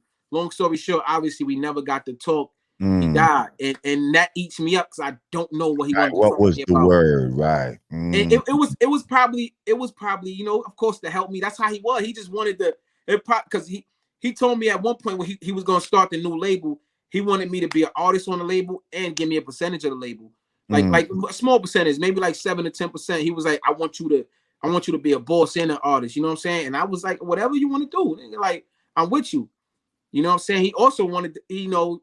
He wanted to he got a song on his album with Nas. He wanted to put me on that song. You know what I'm saying? This from his mouth. And I'm not on the song he passed, but you know, it's not the one where it's a song with him and Jay-Z, not that one. It was the other, it's another song with him and Nas. You know what I'm saying? He let me hear the whole album before he even came out. I was just gonna say, did you get to hear any of the album? Yeah, we was in the truck bumping. I'm like, yo, tell me about it. Crazy. Is it fire? Like for real? Fire, Like fire. He got a lot of features on there. And I'm like, yo, X. I was like, you back with this one? He was like, yeah, dog, I feel good about this one. He was like, yo, he was like, Hope, I'm putting you on the album. I got 100% control. The label can't tell me nothing. I'm like, all right. Swizzy did the whole thing. Swizzy did the whole thing. I think Swiss did the whole thing. I think so. I'm not sure if he. If not, he did majority of it. You know what I'm saying? Definitely. And the shit sound crazy. It sound crazy. Yo, I'm telling you, man, like crazy, great music. It sound like the old dog, like. Great, the music is phenomenal. I'm not gonna lie, like, word. That's beautiful. So when you turned vegan, how much weight did you end up losing? I ended up losing 60 pounds. I ended up losing 60 pounds. Yeah, I you know, like I said, I was, you know, when I was on Rikers Island, I was like on and off with the veganism. Because sometimes they wouldn't have beans and stuff at the commissary. So I was like on and off with tuna fish until like 2012, I just like said I'm gonna just try to thug it out. You know what I mean? I thugged it out until I went to trial and I beat trial and I came home and then first thing I had when I came home though, I came home 12 like I told you. I had a pizza because I ain't eat a pizza in years. And then when 2013 came, like around 2013 summer, I was just like, yo, I'm just do what I said I was gonna do. I just stopped eating all animal product, no more cheese and none of that. And I went full-fledged vegan. So I've been full-fledged vegan. That was 2013, 8 years now. You know what I mean? Haven't eaten stuff like meat or beef or chicken since 2009. That's like 12 years. So, like I said earlier, people's when they referenced you, they brought up one of the label conspiracy theorist, which they try to use sometimes to try to defuse people. That's a code word that they try to use to defuse people's analyzing something. But anyway, tell me some things that you feel that you know the science of, but people have accused you of being a conspiracy theorist about. Well, first of all, the word conspiracy theory was created by the CIA. Like that, and that ain't even no secret. Y'all can go look that up, and that's to debunk people like me and you, who questions the narrative. I mean, for years, even before, man, from the day that I came home and got an Instagram, I've been talking about these vaccinations and just the medical. Whoa, hang on. Jabs. Yeah, my bad. Yeah, I even do it on my platform. I tell the boom, yeah, the boom. You know what I mean? Talking about, you know what I mean? Yeah, because these fucking algorithms. Yeah, you know what I mean? We got to be careful. So yeah, but continue. Yeah, so I've been telling people, just it's not. You gotta just look at it, man. You gotta look at the rate of children that was autistic, and versus the rate of children that's autistic now, and not just autistic. Like last year, shout out to the bro Rod. His child got jabbed and died. Like this had nothing to do with the current pandemic that's going on, but and I brought it to the forefront. I did a bunch of videos on it, and I was trying to really bring it out to people, but people still just don't get it, bro. And like what I do now is whoever my message resonate with, I build with those people. I don't try to wake up the sheep too much. I might throw little shots at them, but I don't really try to wake them up too much. But it's it is a agenda going on, man. Especially when the words come out of a man's mouth, you gotta believe them, right? If somebody goes, like dude, y'all know who I'm talking about. Dude went on TED Talk talking about, the word is too populated. We need to bring it down. Right. You know what I'm saying? And one of these numbers are going to have to come pretty close to zero. Pretty close to zero. And he told you how he's gonna do it. He told you. He said it. Now with an what do you say? I hate when they call it reproductive health. Reproductive health means abortions. Like, why do they act like reproductive health that's something positive? They throw the word health in there. Yeah, health services, reproductive health services. Like, oh, you mean killing black and brown babies? That's what you mean. That's what the fuck you're talking about. People think this man's a Parenthood. He's not a philanthropist. Yeah, exactly. His father started Planned Parenthood. Like, I tell people that all the time. Like, people think that this guy is some genius businessman who's a geek. No, he's not a geek because he wears glasses. Some smart, and he's not. This man comes under a lineage of the elite. We just gonna call. He didn't get to where he's at because he pulled his bootstraps up because he was so fucking smart and blah blah blah. He was destined to do this. They fucking been planned for him to fucking be in this fucking position, to have this amount of money and all this fucking bullshit. So continue. You talking about, the word conspiracy started by the CIA. Conspiracy theorist, that term was started by the CIA. And yes, you have people like your man Bill Gates out here who, believes, first of all, falsely that we're overpopulated. See, that's all a bullshit. That's taking their word on face value, first of all. There is no We're not running out on any resources on this planet, people. We're not. There's plenty of fucking forests. There's plenty. Oh, we're killing our carbon footprint. Shut the fuck up. The carbon they want to get rid of is you. You see, the carbon they want to get rid of is you. Like wow, crazy that you say that. Yeah, that's all what it is. Climate change, everything. You gotta. This man talking about blocking out the sun. The sun is our number one source of energy. Without the sun, like the sun is our first source of food. All right, because when the sun hits us, it gives us vitamin D. Right, that's food. That's energy. Right, and food is energy. This guy wants to block out the only thing that grows your crops, bro. Like and people is not.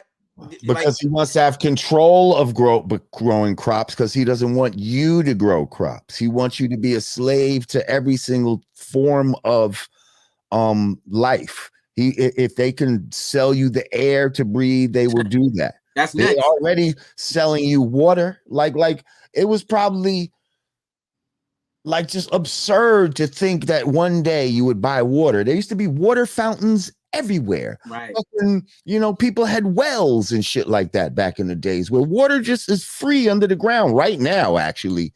But we wouldn't even think of trying to go under the ground to get the water that's right under your feet.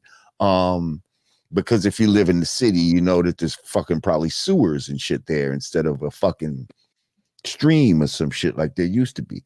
But anyway, now they sell water. It's bottled water everywhere you fucking go. Yeah, man, we live in some wild times, and there's certain knowledge that certain people, get privy to or that it resonates with, and I just don't understand how, just some people can see one thing and some people can, and it's all about vibration. It's all about what you're tuned into. You know what I mean? What frequency? If you're not tuned into that station, you're not going to hear the music. You know what I mean? Like, we could both be using radios.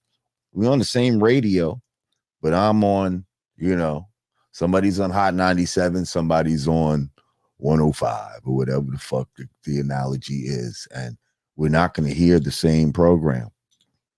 We're not going to hear the same, but we have to be tuned into the same thing. So there's a lot of people that they're just tuned out, man. They're just tuned out on some other shit, yo, and it's fucking crazy. That's right, man. When you go down the rabbit hole, you start to see that everything's connected. You start to see the criminality and all of it, like, especially when it comes to big pharma, and and what they're doing, and the FDA. It's like, yo, hold on, wait a second. When they put out the drug Vioxx, right? Like, if you go look this up, they knew that this drug will kill hundreds of thousands of people. They knew that they will have to deal with lawsuits. They the risk versus the reward. Okay, we're gonna maybe have to give 500 million in lawsuits. Right. We're gonna make 7 billion off of this drug. It's a heart medication. We know heart disease is the number one cause of death in the world, right? So they knew this. This is not. I'm not freestyling. If you go do your research, it actually tells you this. And these people are not held liable for nothing.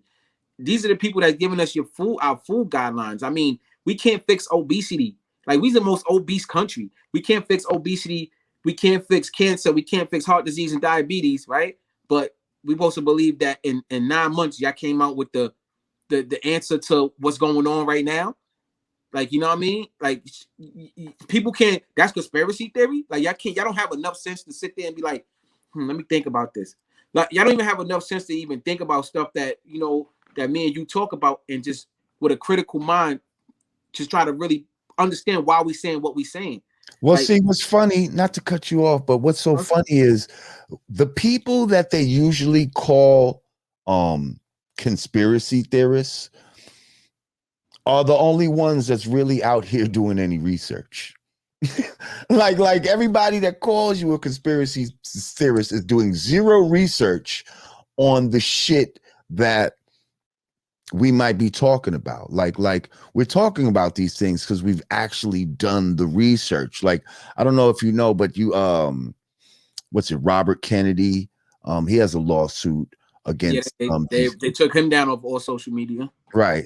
Because he got a lawsuit where he showed that these fucking jab makers for the past, they were asked to show like their findings, their studies for the past 35 years on, you know, the effects of these things. They had zero studies. There was zero. There was nothing to prove that that these things were effective, anything like that. Like there was no there was no records of this shit for like 35 years. And the fact that they're not held liable should scare everybody. Right, and but they're not liable for, from what I understand. Well, qualified immunity is being taken away from the police, I think, in certain situations, which is good. But qualified immunity just needs to leave, period, with these jab makers, with the police, all of that type of shit. Like, that's what's allowing people to get away with murder, basically. It's allowing them to get away with murder and get away with criminality, you know, in the name of whatever. Yeah, this is the craziest shit I've ever seen in my life. The you know, the fastest drug brought to market, drugs actually brought to market ever. Something that's not even a traditional jab, because a traditional jab actually, you know, stimulates antibodies in the human and to where you can't even get the thing. You understand? You can't even contract it now. But that's not what this does. That's not what this does. This doesn't stop you from being able to get whatever, you know, is making people sick out here. It's just supposed to lessen the symptoms. Like, then it's not what you're saying it is then. By definition, it's not what you're saying it is. So why are you calling it that? Why are you telling everybody to get that thing? A 99.7 survival rate. I mean, and then you got to do like Fauci before Donald Trump gets into office. What is he, Nostradamus? He says this next president is going to be dealing with a viral outbreak. How do you know that? How do you know that? But y'all call me a conspiracy theory when I tell you, like, look at what he said and look at what happened. And then you got then these guys talk about they want to depop, and then and then people like Bill Cooper, who've been telling us how they're gonna try to depop, they're actually doing it. And then he says it out his mouth, and he's actually pushing for it. This Gates guy, and they call me and him a conspiracy theorist. Like, let's really think about it. Like, even if you are pro, even if you trust the science, even if you pro whatever, you should be for medical freedom. I mean, for the fact that they want to make it mandatory that everybody put something in their body, even if you don't want to, that should scare you. That scares the shit out of me. I don't know. I don't want it. Well, you have to just in case. I'm perfectly healthy, but you know, this low. Nah, I don't deal with just in case. Y'all go, if people that have what do they call them? Immunosuppressed people. If y'all can figure that out for those people. Okay, figure something out for them. Well, we haven't figured nothing out for them. Oh well, I'm not getting because you ain't figured something out for them. You know what I'm saying? God, I don't think God made a mistake. You know what I'm saying? So at the end of the day, I'm good. I don't know. Like, nah. Like, so all you gotta do is just really question. You know, I'm trying to be careful with my words here. You know, but all you gotta do is just question everything and with a critical mind. Like, don't just jump down our throat and say we conspiracy theory. Just think about what we're saying and do a little research and back research or ask us some questions that will guide you to help you understand what's really going on. And think about just what's going on around you and just the ridiculousness of it all. Like going to a restaurant and being able to sit at your table, you know, with no mask on, closer than 6 feet to people. But then when you got to go to the bathroom, these motherfuckers want you to put the shit on. Like, get the fuck out of here. Now this nigga say, well, if you got the shot, you could fucking take your mask off. You know what I mean? And you don't have to social distance and all of that. If that's the case, then I heard this. I actually heard Candace Owens say something to the effect of this, and I know some people hate Candace Owens, although she be saying some good shit. She said some real ish today. I know what you say some great shit a lot of times. She's like, well, then I identify myself as vaccinated the same way, you know, they tell you to trust the science, and the same way you have people that say, oh, well, I identify as a woman, but really I identify as vaccinated. Then, like, what's to stop me from doing that? You see, like, y'all can't say trust the science, but then when I tell you scientifically you're really a man or something like that, and or you're really a woman, and you're, oh no, I'm not. Because I feel like something else inside, and so you better respect that. Okay, cool, I will. But you better respect that I feel like I'm vaccinated and I don't have to wear a mask and I don't have to social distance and all that. You'll have to do that the same. Because if we're ignoring science in one place, then we got to ignore it in all places. Yes? Wouldn't that make sense, my brother Hocus? I'm just asking. It most definitely makes sense. Trust the science. No, what I don't know. I don't trust the science. I don't have to trust the science. You know what I mean? Like, why is it that I have to be forced to trust the science? I mean, the people during the Tuskegee experiment, I'm pretty sure they said the same thing. Transvaxxed. Somebody said transvaxxed. Oh, yeah, I see somebody posted that earlier. I identified transvaxxed. Hey, let's put it out there. We're transvaxxed, eh? We're transvaxxed. You can't say trust the science on one thing. But if you notice right now, those are the two things that's being pushed the most. It's the jab and it's trans. Like, it's being shoved down our throat. Why? Like, you know, and I have a mind to question things. That's what I have a mind for. I don't have to just agree with, like, I don't have to agree with your lifestyle. Like, I'm pretty sure when I was gangbanging, people didn't agree with my lifestyle. You know what I mean? Nope. And you decide, people didn't agree with it earlier in the chat when you was talking about it. You know what I'm saying? And just because you decide to switch your gender, I don't have to. I'm a naturalist, so I don't agree with that lifestyle. I'm not condemning you for it. That's what you want to do. Do you? I don't agree with it. I don't need. My kids don't need to learn about it in kindergarten, first grade, second. They don't even learn about it at all. If I choose to not teach them, you know what I'm saying? That should be a choice for me, not you. Like, you know, we giving too much power to other people, you know, government, other people, and that's gonna hurt us in the long run. And y'all don't understand that this is a freedom fight. The people out there that y'all want to trust the science, it ain't even it's about freedom. It's about medical freedom. It's about freedom of speech. We are being heavily censored. We got to watch our tongues right now on our opinions. We can't even say our opinions because they're gonna take it down. Say we violated the community. What community did we violate by saying I don't trust the science, or I don't agree with this or agree with that, or show me some more proof? I want to see some proof. You know, we know what I trust. I trust when I people that I know take their little baby that's perfectly healthy and fine, and they go walk into a doctor, and the doctor sticks something in them, and the baby come out either die, half retard, no disrespect, autistic, can't talk and stop talking, you know, get sick. I trust that. Yeah, that's science, right? That's reality. That's what I trust. I'm not trusting, you know, I trust that I look at the ingredients on it: barium, aluminum, aborted fetuses, monkey kidney cells, and then you got all these vegans advocating for this. Yo, you know this got monkey kidney cells in it, right? You know this got, you know, aborted fetuses in it, right? Shut up, trust the science, like little robots. Trust the science. First of all, I believe it got swine in it.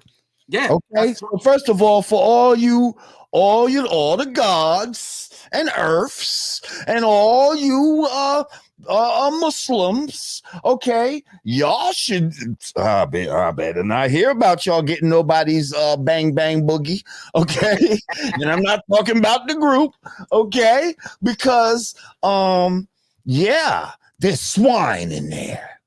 Okay. Now, first of all, even if it wasn't swine, if you don't eat swine, why would you want aborted baby fetuses up in you and all of that? Like, that should be just as bad as eating swine, right? Right? Like that's worse, man. Come on, that's worse. That's cannibalism. like by osmosis. You understand what I'm saying? Like Man, And even to go there, like my body, my gelatin, the swine I talk of is the gelatin. There's gelatin in these shots. Go Google, do your Googles. Okay. So any guys that got this, y'all took a swine shot. I'm just saying.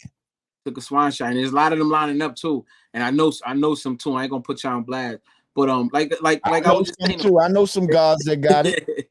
They say, yo, bro, they say my body, my choice, right? But except for when it comes to this. It doesn't make sense. Like, y'all gotta really sit back and think about it. My body, my choice. It's my body, my choice, regardless. Anytime. If I don't want something inside of me, it shouldn't be forced to have it put inside of me. This idea of a germ growing. And think about it now. Now the flu gone. Now every year you gotta get this. Like this has replaced it. Like, why? Where was this at? I've been alive 37 years. How come this just now coming around? Now we got to get something for this every year now. The 38 years I've been alive before this, where was this at? What about the hundreds of thousands of years that the black man has been on the planet? I try to give you to navigate this whole time without no shit coming up. See what enables people to believe this is real. Thank you, S. Okay. It says, I know people went to test for the virus but canceled last minute and still got an email with positive. Wow. Yeah. Or empty test that came back positive. Wow. That's crazy. Thank you for that, S. But just made me lose my train of thought. You were talking about how it had been around for over 100,000. Well, where was it? 100,000 years. Oh, yeah. Where were all these? And what I was saying is the reason why people would believe something like this is because of the lie. Here's something else that you might agree with me. I don't know where you stand on this, but the lie of evolution. Oh, yeah, it's a lie. Okay. The lie that, things get better over time. See, they're trying to act like, and that's why they don't mind admitting that the black man is the original man. Because if evolution is true, then the white man being the newer man would make him the better man. You see, and that's the bullshit. There is no such thing as evolution. One species cannot transform into another species. A fish does not turn into a lizard. A lizard does not turn into a monkey. A monkey doesn't turn into a man. It's all a fucking lie. But in order, now there's a thing called adaptation, and that's a whole different thing. But when you believe in evolution, when you believe that over time things can get better and stronger, and so now that over hundreds of millions of years, these microorganisms have become so strong and mutated into a new thing, and we live in a new time with the internet and new, like, the fuck out of here. You never heard the term "ain't nothing new under the sun"? You ain't never heard the term "there ain't nothing new under the sun," people? And you fucking believe in these motherfuckers that this is some new fucking germ and da-da-da-da-da, and then they gotta say, okay, we know nothing's new under the sun, so yeah, we gotta kind of admit that we were engineering this shit in a fucking lab out in Wuhan and all this type of shit. We gotta kind of throw that into the story too, because there is nothing new under the fucking sun. If this fucking shit existed in this fucking manner, it would have been fucking, we would have been seeing shit like this. We saw Lysol bottles with coronavirus already on the shit before this fucking happened. So coronavirus was a thing. It just wasn't this supposed strain and this supposed variant, that this self-replicating, they throw the words around, right? Mutating variants, the new variant, the new. They're like they promoting it, like a Jordan sneaker, the new variant. Exactly, the variant 1 coming out this Wednesday. Like, you know what I mean? We got the high top variant. I got the low top variant. Like, get the fuck Out of Probably here. say, luckily, the European variant, the jab works great with that. The jab worked great with the European variant. He said that. I posted it. I was like, this, this guy's crazy. But a lot of people say, okay, y'all talk about all the problems, the issues. What's the solution? I mean, the solution is first of all, the solution is you waking up. You realizing that you live on a prison planet, that you are really in a matrix, okay? And you understanding that the earth didn't get it wrong. Like, the earth had got it right. There is, like, all this medication that they feeding you is to keep you sick. It's $1 billion industry. I mean, it's $1 trillion industry. And let's be honest with you, that's money to kill and die for, right? So of course they want to keep you sick so they can keep making this money. You know what I'm saying? So you to stop putting your whole faith and your whole life in the hands of a system, and to understand that the earth didn't get it wrong. The earth got the answer to everything. Okay? The herbs of the earth can heal anything and everything. I mean, shout out to Dr. Sebi. He was real. Like, a lot of people don't, be talking shit about Dr. Sebi, but he was real knowledgeable in what he was saying. Absolutely. Like, you know what I mean? Like, it was the reason why he's not here, I believe. You know what I'm saying? That's another conspiracy theory, right? No. You know what I mean? No, it's like he pumping all the. How many holistic doctors had died in the past 20 years, bro? So many, hundreds. You know what I mean? We know Dr. Sebi because he was a black one. He was popular. The HIV thing, Left Eye, Lisa Lopez, you know what I'm saying, was connected to him. So, but it's a whole bunch of holistic doctors, you know what I'm saying? And, at the end of the day, I just wanted to get that out there, man. That's basically the solution, man, for you to understand that, the earth has the answer, man, and then stand up for medical freedom. That's the most important freedom we have right now, that we know that we need to fight for, because we don't even have it. You know what I mean? Under medical martial law right now. This is medical martial law. And, what I feel like the main thing that we need to do right now is mass non-compliance. Mass non-compliance. Like, I walk in all these stores now. Fuck your mask. Like, fuck your, fuck your mask. I'm not fucking with it. Like, you know what I mean? And a lot of these spots don't even say nothing no more. You know what I mean? Like, but we all got to do this shit. It can't be just me. You know what I mean? Like, we all got to, they can't stop us all. Like, our strength is in numbers. The more of us that say we're not going for this, if a motherfucker say, oh, well, you got to have this in order to travel, well, then we're not fucking with your airline or whatever the fuck the case may be. You know what I mean? We're going to only fuck with airlines that don't require that. You know what I mean? And that's how you fucking beat them at their game, because they want that money. They want that money, but they feel like you're going to comply, so they'll get compliance and the money. Nah, we're not complying. Stop the complying. And that, if you look, that's the biggest message that they put out here. That's why they kill black people, you know what I mean? For not complying. A lot of times white people don't comply in these videos with the police and all of that. But when a black person don't comply, they act like it's the worst fucking crime in humanity. You know what I mean? Right. Like, and to where we're like, stop resisting. We're always screaming at people in the fucking video or whatever, somebody that's on the side. Oh, just relax. Just let them arrest you. Why? Like, it's in your nature to not want to get fucking put into slavery by these fucking slave catchers. Like, y'all should be fucking helping them get away. like start resisting. How the fuck you think this country was even founded? By these motherfuckers? They was resisting some shit against their own white oppression from other white people. You know what I mean? And they resisted that shit. Like, come on, y'all. Non-compliance. Resist. Non-compliant. It got it, like you said, it got to be mass non-compliance. They can't get us all. They can't make us all do it, but they can trick us into doing this shit. That's why they have to. That's why they got to lie. Get you into it. You can have, because nobody wants to be the one that stands out and you feeling uncomfortable and, oh, they looking at me because I ain't got my mask on. You better put your fucking nuts on or whatever the fuck you need to put on, and you know what I mean?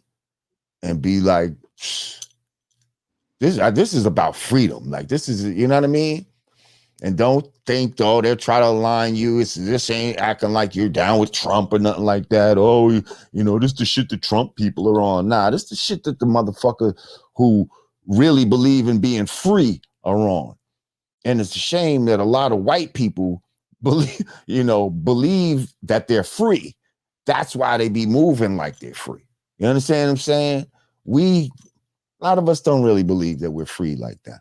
We still got that slave mentality. We're still ready to do what we're told. That's why if they say take the mask off, they'll take it off. They say put it on, they'll put it on. Right now, you know what's so interesting to me? How weed is now legal, okay? In a lot of places. It's legal in New York State, right? So now think of the moral, like, shit that you used to get. I don't know if you smoke weed or anything like that. I don't smoke now. I don't smoke. Right. But just think of the moral shit that was attached to it when it was illegal. Your girlfriend's mom finds out you smoke weed or some shit like that, and you're the bad guy now. You know what I mean? Because weed is looked down upon by the white man or whatever. But hold up. Now the white man says it's okay. Now what you gonna do? Same woman that was looking down on this guy. Now they're saying you can smoke weed the same anywhere you can smoke cigarettes, and mom smokes cigarettes. Okay. So now what moral high ground do you have anymore? Like, it's ultimately obliterated just because the white man said that it's cool. And that's crazy. Either it's not cool or it is. You see what I'm saying? But a lot of his laws are fucking arbitrary. You know what I mean? And they have no real moral basis. You know what I mean? You're not breaking any morals by running a red light. You know what I mean? Like, that's a victimless crime right there. They'll make you pay for it and all kind of shit. Why? Like, yo, it's a lot of crazy shit out here, bro. A lot of crazy shit. Did I just digress? I think No, it's so good. Yeah, it's crazy out there. Feel free to. I said I just got into a bill. Feel free to just add on, or whatever you might. Oh yeah, man. I mean, like right now. Also, I don't know if you into mushrooms.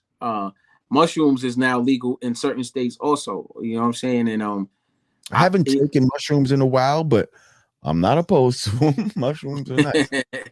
Yeah, and psychedelics, I think that they should be taken carefully, but psychedelics is known to some states, they're known to like heal like anxiety, depression, and other ailments. You know what I'm saying? They're great for stuff like that.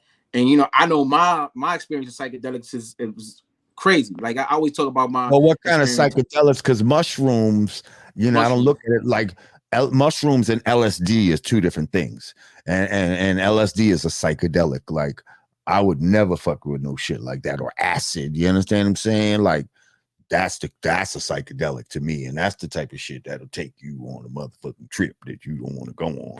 Is that what you talk about when you say psychedelics? Yeah, well, yeah, those are considered psychedelics. So I will say, like, in me, like I told you, what I call my spiritual awakening, I started to do started to read stuff where people, took these type of psychedelics. Peyote, that's a psychedelic. Peyote also, yeah, peyote also. What was the psychedelic that you took? I took LSD, I took mushrooms, and I took DMT. Those three psychedelics I took. And this is all within, like, me as a grown man now, like me, reading up on it, wanting to have a spiritual experience after reading and what I mean, stuff like that. Not as recreational, I don't do that. You know what I'm saying? But I don't, what I mean, they all three different trips. To me, I didn't have no bad trip. And I would say, to me, the most intense was mushrooms. I guess because I took a lot. If somebody told me it wasn't a lot, I didn't know. I ate 3.5 grams of that shit. Yeah, when I tell you I was in another realm, I was literally in another realm. And I think it was like a life-changing experience for me. I think all three of them was life-changing for me. You know what I'm saying? Jamie. And I'm not here to promote, drug use or drug abuse or anything like that. But I do think that, you know, in a controlled environment, I think that, you know, any adult should try maybe mushroom, see what your experience would be like. I think you'll learn a lot about yourself. You'll learn that this realm is just there's other realms beyond this realm. And what you see, you're gonna see certain things, right? And it's you cannot, I can't describe the experience to you. Like I just can't. Like you just gotta just take it and then you'll understand. And I like, you know, back in the day when people used to be like, yo, I seen peak elephants. I believe them now. Like, you know, because you I believe them now. yeah, bro, because you go somewhere else and I know what I saw is real. You can't tell me I was hallucinating. Like, I don't even like that word anymore because I know it was as real as I synced it. But I just know that I wasn't here. I was somewhere else. So, you know, and I just brought that up because you say, you know, like how they crack it down on weed and they crack down on things like that, like psychedelics, because, you know, they take you to a different level of awareness and they actually help. They actually help you to grow. Like they help you, you know, it's like they do something to the neurons in your brain. And it's just like you ever seen the movie Limitless? Where he took these pills and the pills made him like more brighter, like he can do anything he put his mind to. I kind of look at mushrooms like that, like, you know what I mean, like microdosing on mushrooms. You know, I microdose also on mushrooms.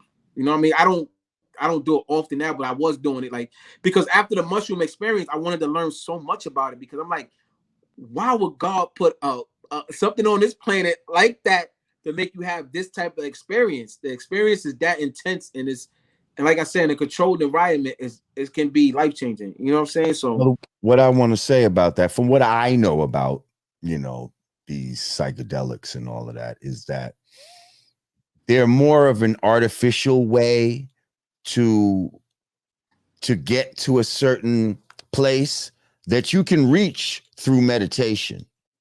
I believe so, but I wouldn't say artificial, bro, because mushrooms isn't artificial. Well, you know? LSD, I'm not mushroom, but I'm talking more of a LSD type of acid and shit like that. Those are more of a artificial way to get to a certain place that is real, like you're saying. But you can get there without the aid of anything. So you got to understand, these are just chemicals. Chemicals are in your brain right now. You can release certain chemicals just by thinking certain things in your mind right now. You understand what I'm saying? So when we meditate, we release certain, you know, serotonins and melatonins and all kind of shit in our brains that produce the same results of what you're talking about with using these external things. You can do this internally yourself. Sometimes people need a little jump start. You see what I'm saying with these things? And I believe that's why, and I believe mushrooms, again, that's why I have fuck with that. That's the only one I would fuck with out of anything on that list. And I'm talking today, like, you know what I mean? Like back in the day, I used to smoke, you know, not like a head, but I used to smoke dust. That would be the equivalent of, to me, like a LSD or some shit like that, or taking acid. I want to piggyback off what you're saying because you're right. You know what I mean? But that, like I said earlier, when you start to go down this rabbit hole, you start to see that everything is connected. So why you think that, like, you know, they messing with our food? They trying to give us these artificial drugs that cure us, right? Under the law of America, like, you know, it's law that only thing that can cure anything is a drug, but we know that a drug never cured anything, right? So if I sell you an orange and tell you the vitamin C in here could cure your cancer, I can go to jail for that. But I say that to say that, like, that's why they want to calcify our pineal gland. You know what I mean? Like, we can do all this stuff naturally, but we like, they want to, our temple have to be right though. Like, you know what I mean? Your body, like, you can't do it, like, because your body is focusing on trying to heal itself. Like, you can't reach that level if you're not putting the right nutrition in your body, if you're not nurturing the body, if you're not getting enough sun. You know what I'm saying? I seen a video, I forgot who was saying this the other day, but I was watching a video. It was like, yo, we black people, we do the most dumbest shit. Like, in the summertime, we put the AC on, we stay in the house. You know what I'm saying? In the wintertime, we put the heat on. Like, we don't get enough sun. We're not stepping outside to our natural element and taking in our first source of energy. You know what I'm saying? And I want to say something about LSD also.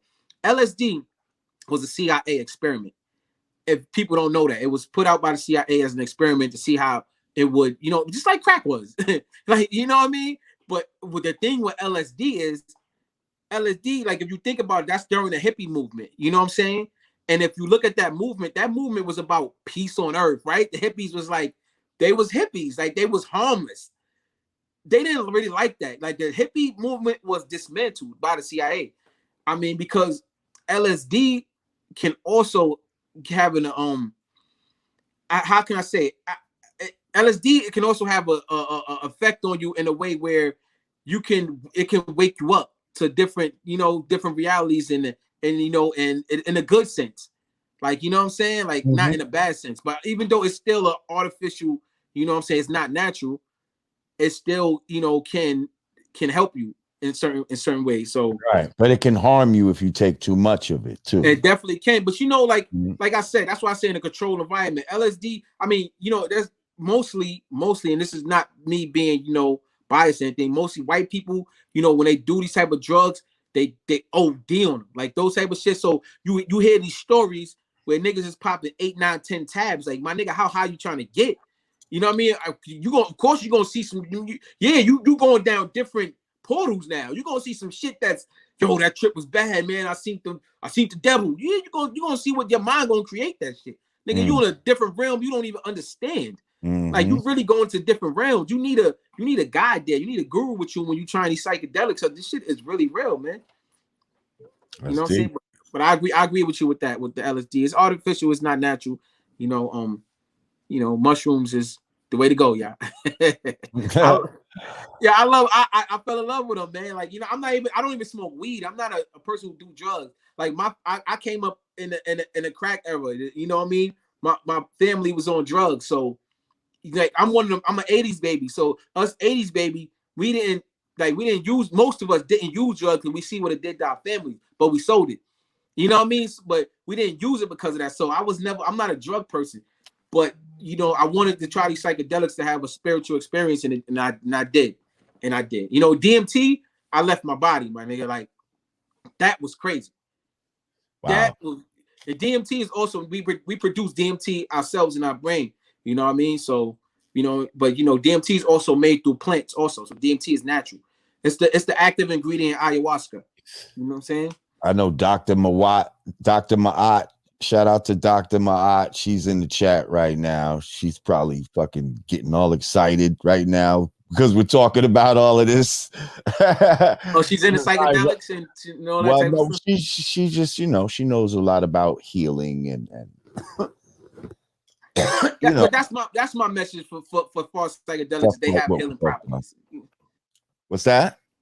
Say that again. That's my message for psychedelics, that they have healing properties, not to promote it as some recreational shit. You know what I'm saying? Right. And I'm just saying that, yeah, that's cool. And that's how it should be. She said, LOL, Lord Jamar.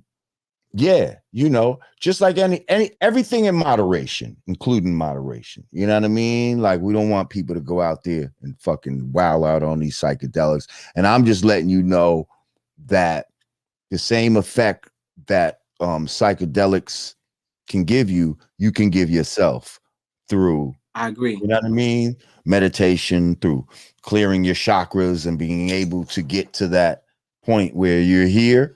You know what I mean? And then you'll be able to travel in these same, but it takes work. It takes more work to do all of that. You see what I'm saying? Like maybe the word should have been a shortcut rather than artificial. Shortcut. It's more of a shortcut to get to those places. I like better. I like that better. It's a shortcut. Yeah, because it's definitely work, especially to get past those first 3 chakras of, you know what I mean, personal fucking bullshit that we going on. Then we gotta fucking, get through the love, and then we gotta be able to tell the truth. That's hard for all of this shit is hard for some people to get to in order to get to that point where they can get there and now, astral travel and all that type of shit that these things enable you to do. So yeah, it takes what? That's right. from the Brook, and thank you for your donation. Discipline, which is why they like to make people undisciplined. You see what I'm saying? Because the answer is in discipline. You know, that's what makes you God, is your discipline, being able to manifest something with your mind, you know. And when you have these, see, what will scare somebody on one of those type of trips is they don't have the discipline of mind. They don't know where their mind might take them. You see? So that's when you could have a bad trip, because you might have, you know, demons up in there that you weren't addressing and shit like that. And now here they come biting at you in your fucking, in your trip. I will Oh, say it put everything right in front of your face. It definitely will. So like you're faced with everything. Like it ain't no escaping it for 6 hours. what I wanted to say real quick though, when you said you was an 80s baby and you didn't want to fuck with drugs, I was thinking I am a late 60s baby, you know, who grew up in the 70s. And one of the main things that you did not want to do, it wasn't that you didn't want to do any drugs, but the drug that you definitely didn't want to do Heroin. was heroin. Yeah, 70s And heroin. jabbing it. Okay. And now it's funny. Now, fast forward, you know, we had such an aversion to needles and shit back then. Now they want you to fuck with needles and shit like that. You see what I'm saying? Like that was some shit I used to be nervous about, because like you can go to the beach back in the 70s and like there might have been dirty needles on the fucking beach. Some people would get pricked with a dirty needle in their foot, you know? And this is before AIDS and all that type of shit, but niggas knew you can get some kind of disease or some shit from stepping on a dirty, you know, that these people was dirty. They shooting heroin and shit like that, and they could have and they probably did have some form of AIDS back then, like, you know what I mean, that them people was experimenting with on these fucking junkies and shit like that. So they gave us an aversion to these needles, not wanting to fuck with the needles, and boom, now they want you to love it, is all I'm saying. It's fucking crazy. Now they want you to be in love with a needle. Right. Not me. Yeah. Love needle. And you know, so another thing is that nowadays these kids are still on, well, not still, but they're on heroin just by a different name. It's called a different name now. They call it's lean, and it's Oxycontin, and it's perks. You know what I mean? Those are opioids. Like it's heroin. Heroin is made from opium. Like, so like it came around full circle, and it's crazy. And I think, you know what I think is worse now is because we see these kids dying from at an early age in their 20s and 30s. Like I know dope fiends, and you got people back in the day who overdose, but I know 50, 60, 70-year-old dope fiends. Like I don't know 50, 60, 70-year-old people that sipping lean. I don't think we're even gonna, you know what I mean, see that, because it's either they're gonna quit or they're gonna die. It's taking out people. You know what I'm saying? Early. I don't know. Maybe it's a part of the Depop agenda also. Who knows? But yeah. I mean, of course it is. It's always going to be they got many prongs to the attack. You know what I mean? Many ways to try to weaken our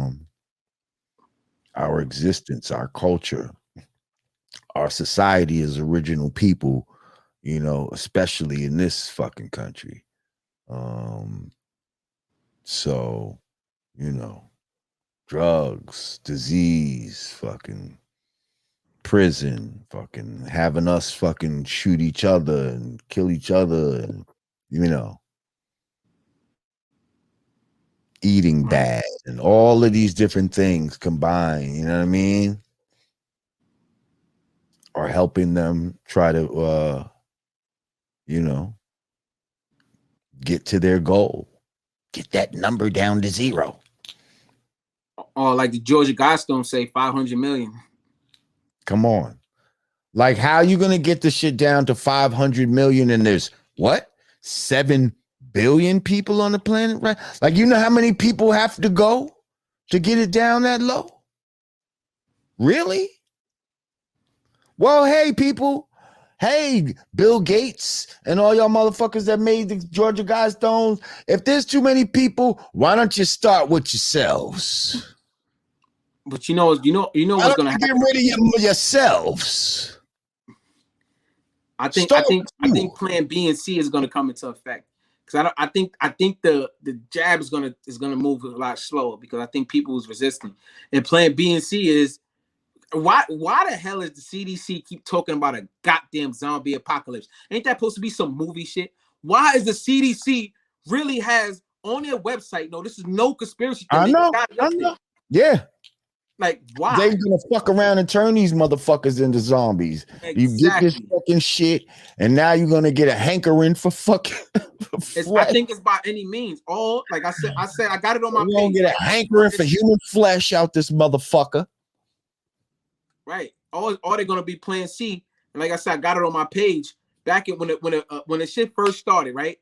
In March last year. I said, yo, let's not rule out a fake alien invasion right now. This is the perfect time to do it. People laughed at me. People laughed at me. Yo, hang on. What sign are you, bro? What sign are you? What sign are you? Oh, Aries. Aries. Okay. Aries are my people. I'm a Virgo. Okay, so you know about Project Bluebeam. Project Bluebeam, exactly. Okay, yes. So people, I've been telling you people because yes, this is the perfect time to do it.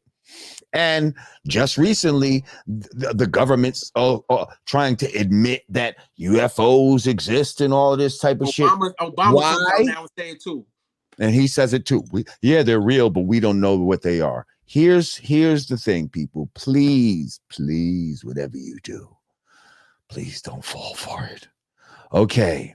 What they want to do is create a fake attack on the people using vehicles that we haven't seen before, that we believe they don't have the technology to, move like they always say. Oh, we don't have vehicles that move like that. But yes, they do have vehicles that can move like that. That's number one. Number two, they're also going to combine it with holograms.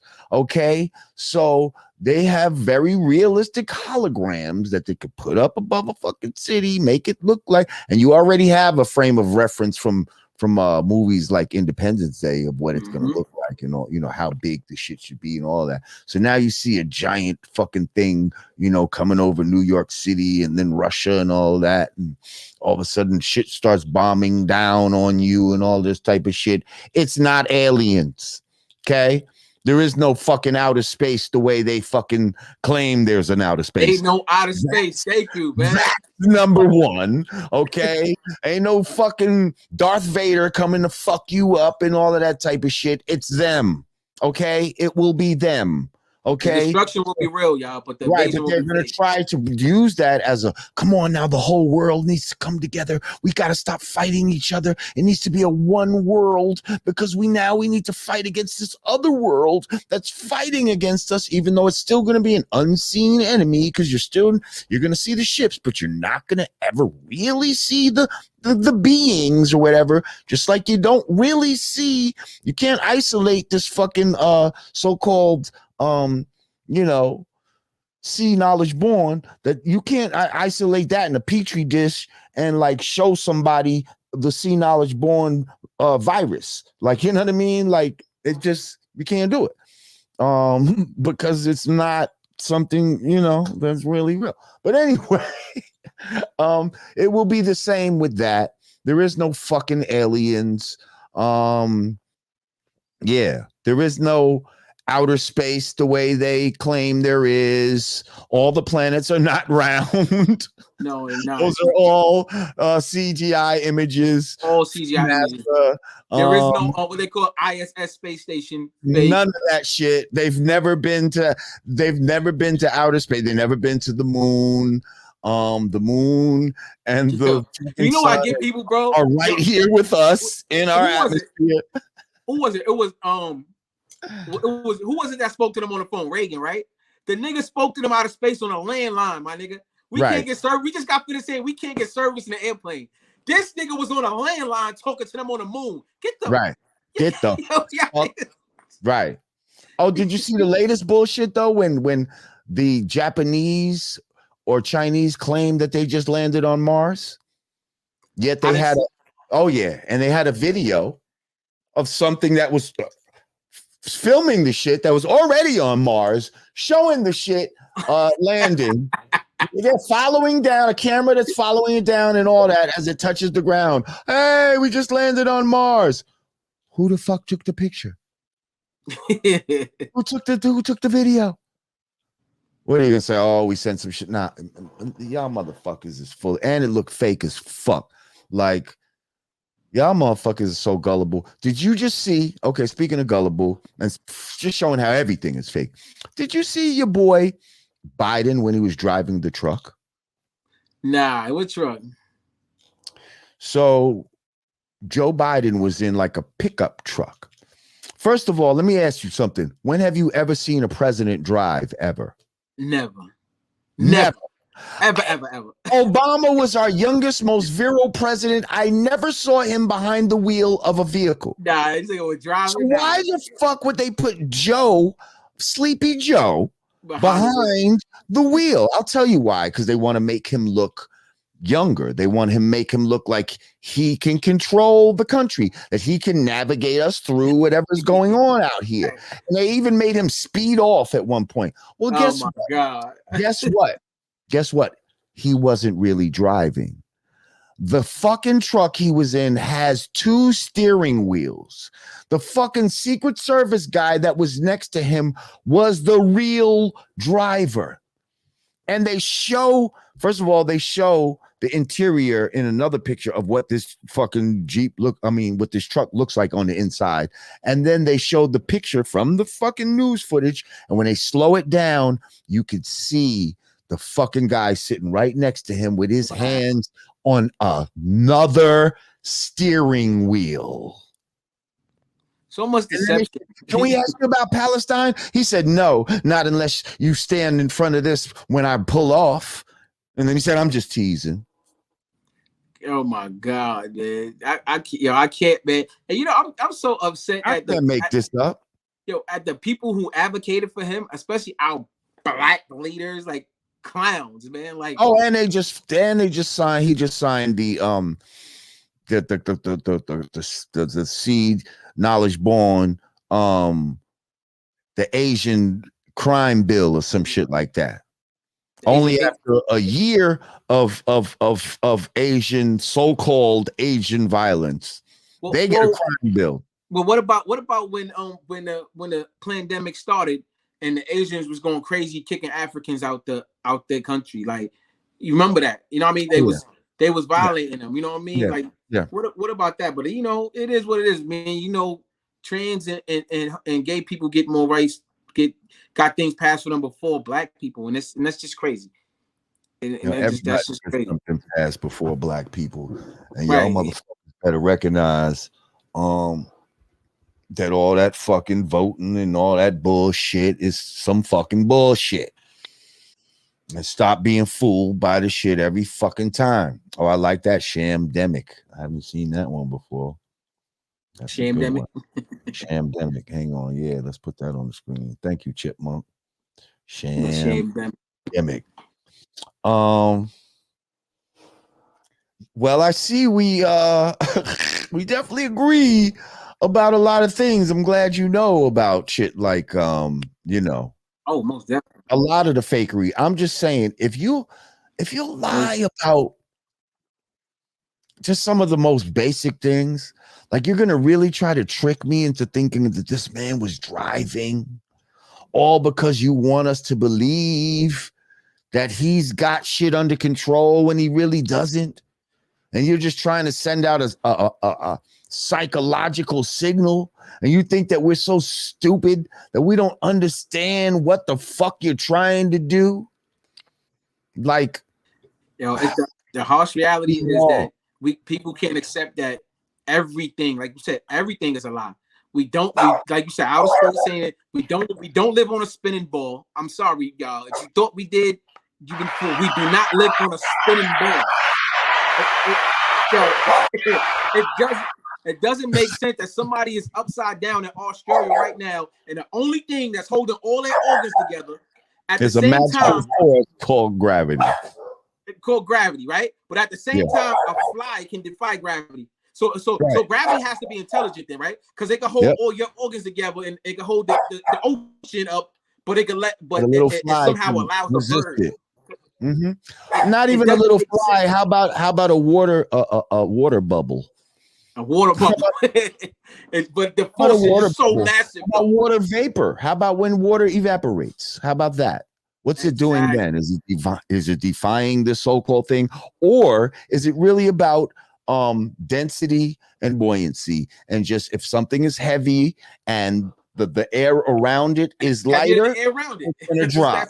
Whatever is around it will determine if it rises, falls, or just stays buoyant.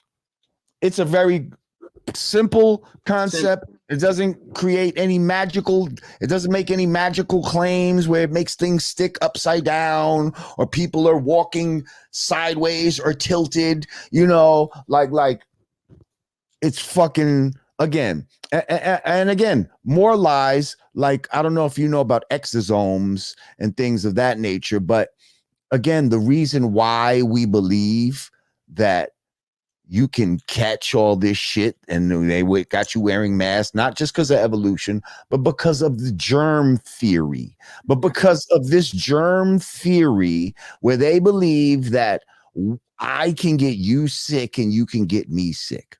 Viruses are things, are just toxins inside your body, okay? And my body, we all have our own toxins, and sometimes we expel toxins at the same time around, the same time of year as people. But that doesn't mean we're giving it to each other. You understand what I'm saying? I can't catch sickness from you the same way I can't catch health from you. People do not understand that. I can't cough my health onto you. I like how you just said that. Right. Nor can I cough my sickness onto you. Studies have been shown. They've done the studies. They had horses, fucking, sick horses cough into a hooded, bag or whatever. Put the hood on a healthy horse. Nothing fucking happens. Like, they've done shit like this with humans. Like you don't catch sickness. So again, what we've been taught in school from babies. See that? And that's why they teach you a lot of this shit when you're very young, when you can't really, they teach you all of this shit in third grade about the earth and all of that, like it's a done deal. And, Columbus was, they were stupid. They thought it was, shut the fuck up. But anyway, so they teach you mad lies from a child.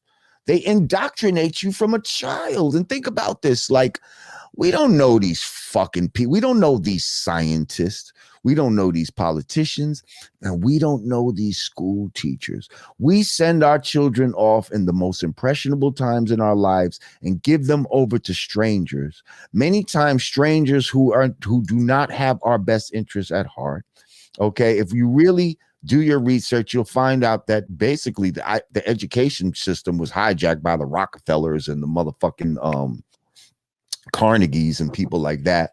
So whatever the fuck they want in there is what's in there now. And that's why you learn about evolution. That's why you learn about germ theory. That's why you learn that you're on a fucking spinning ball and all of this type of shit. Not because it's true, because your fucking oppressors made that your fucking reality. And now we're coming with fucking facts, and you need to fucking stop calling us fucking conspiracy theorists and actually research what the fuck we're talking about. I was one who was trying to debunk. I thought that fucking flat earth shit was ridiculous. I said, man, this is fucking ridiculous. I'm going to debunk this shit. Watch this. Went out and started studying it, tried to do it. Couldn't do it. Why? Because it can't be done. Can't be done. I tell anybody, 20 minutes in the flat earth, you're going to become a flat earther. 20 minutes. The more you study and really study, the more you'll see, wow, these motherfuckers lie about everything. And that's when you really understand the scope of the lies. Like, look at your Bible. It says the devil is the deceiver. He is the greatest deceiver. Like, he's deceiving you about so many things that, yo, the smallest shit he's trying to deceive you about. And it's fucking crazy.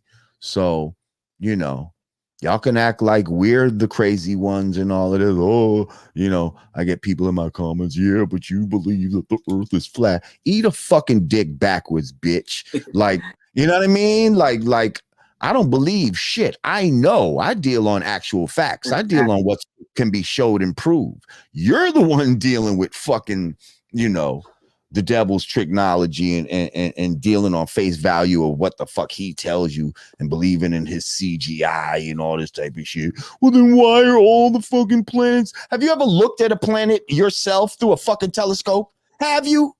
No, No, you didn't. You don't even know what it looks like. What planet really looks like. You know what a planet really looks like? It looks like a like, you know, when they put like sound next to water. Yes, and it forms a shape. That's what it really looks like. It doesn't look like this ball, this solid rock. It looks like pulsating. Sometimes it changes colors. It changes shape. Yes. It is not a sphere. The only two spheres that you really see is the fucking sun and the moon. Those are the only two spheres that you really see. And here, and again, I love to get this analogy, right? So you have a pool table, right? Mm-hmm. And you have all the pool balls on the table, right? Now all the balls are round, right? Why would we assume that the table was round? Just because all the balls on the table was round. Right.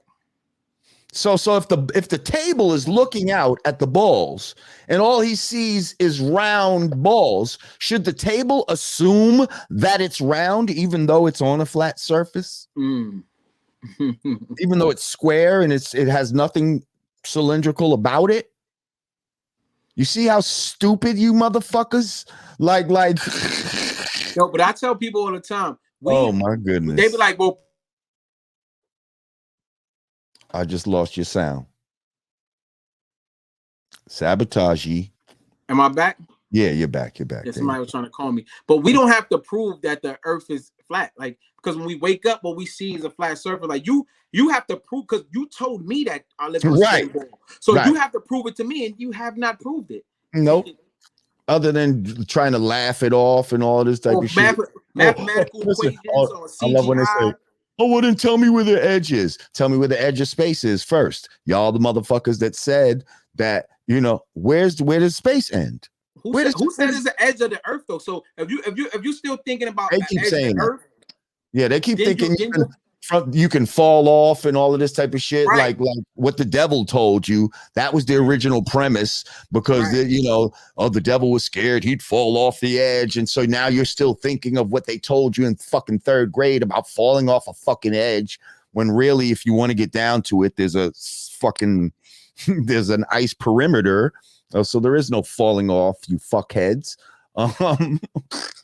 But anyway, but again, I said, but again, they don't question where is the edge of so-called outer space. Like, where is that? They don't know. They've never even seen anything close to that. They just, again, go by the face value of what their fucking master told them. That's one that you shouldn't trust is who you trust. You're talking about, I trust science. Like, these are the same scientists that at one point said black people were closer to monkeys and shit like that. Like, that we weren't even real human beings. At one point, that's what their scientists said. Exactly. And you're telling me you trust science? You trust science? Really? Come on, bro. I'm pretty sure you get this too. Cause I get this, like, yo, Hulk, I feel like you're real knowledgeable when you talk about the vegan, or you're a real smart dude, but I don't believe the other shit. So if you feel like I'm an intelligent dude, why can't you just for 1 second just take their time or see why this intelligent dude believe that this is not a, this earth is not a ball. Like, Why just would I take be the time out stupid to all of a understand. sudden over here, but I'm super smart over here, right? But I'm Right. dumb here, but I'm super smart here. Like, At least take the time out to understand why I'm saying that. Don't just, I can believe that, but I can't believe in this reptilian or this shit. Like, just take the time out to just study a little. It's a little bit. yes, a little bit. Just that's all. Like, don't take nothing on face value. That's what I'm saying. And if I tell you something, look into it, but don't just try to laugh it off and dismiss it, because you may come to find out what I fucking came to find out. You know what I mean? And if so, then you'll have to decide whether you're brave enough to speak the truth out loud, because sometimes the truth can be embarrassing if everybody's not in on it. If everybody's not in on the truth, then the truth can be sometimes uncomfortable. And yeah, it could put you in an uncomfortable position. But, me,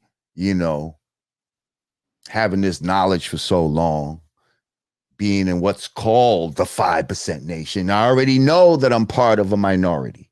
You see what I'm saying? A minority of truth tellers. So I'm already comfortable in that position. It doesn't, Right. It don't faze me. You see what I'm saying? Because I already know. Most people don't know. 85% don't know. 10% do, but use that to control the 85. And then there's the 5. That's right. There's the 5 that know the truth and speak the truth, tell the truth to the 85. But the 85s are hard to lead in the right direction, easy to lead in the wrong direction. That's right. We doing our due diligence, and that's all that matters. Trying to help wake them up. Well, man, glad to hear a lot of this. I love when I'm able to sit down and talk to another Flat Panther. That's what I call it. Yeah. Shout out to all the Flat Panthers out there. My physical reality, my man AL.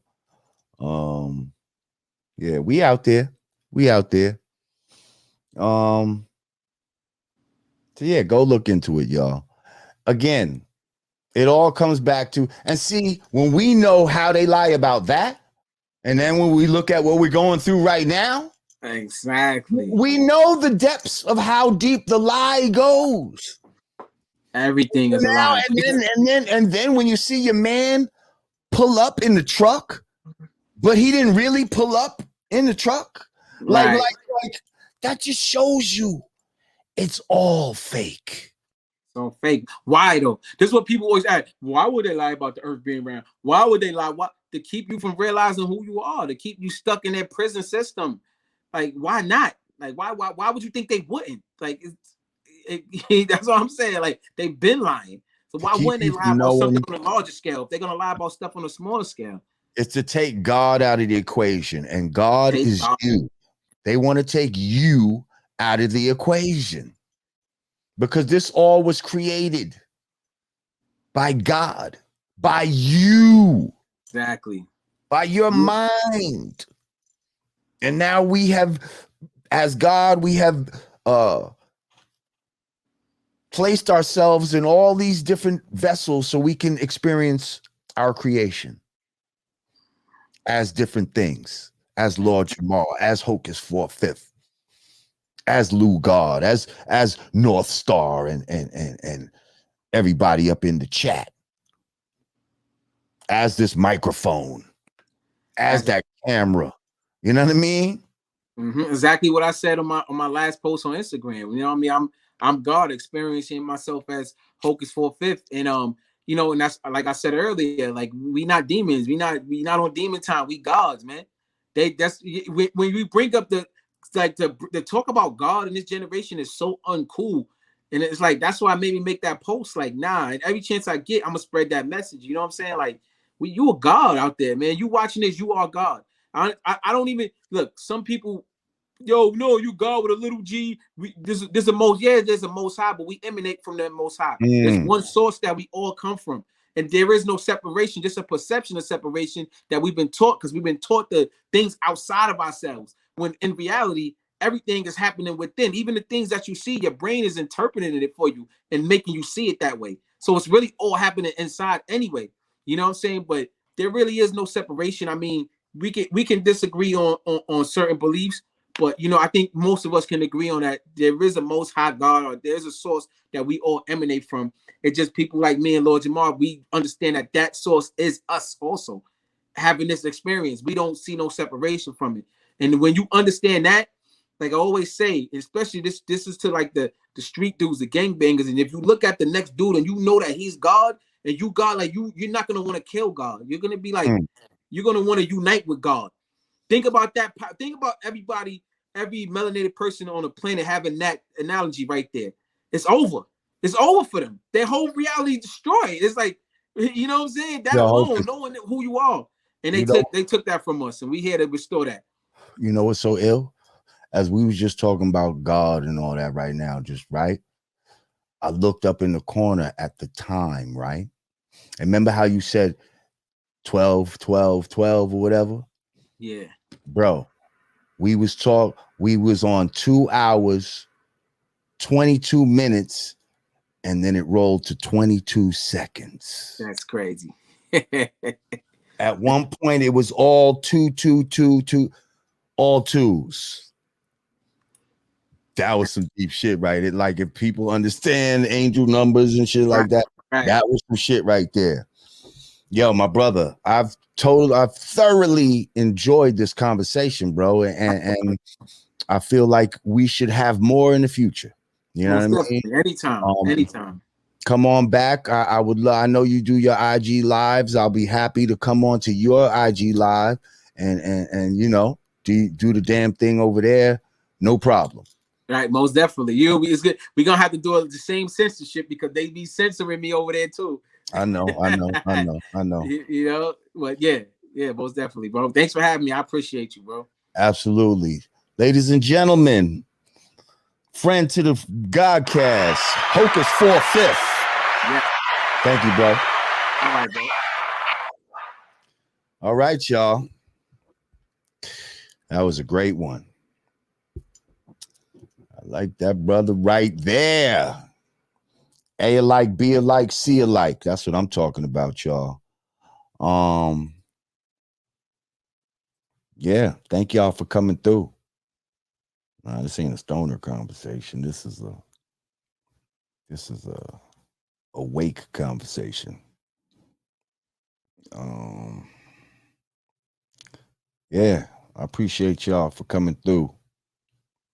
Oh, the stupidest show ever. All right, eat a fat dick and get out of here. You're gone. See how easy that was? All right, y'all. Thank you for coming through.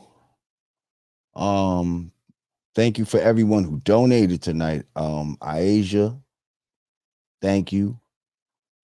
She's a YouTube VIP.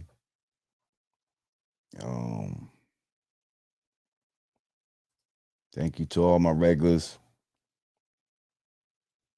Akibulan, Andre Mathis, Akibulan.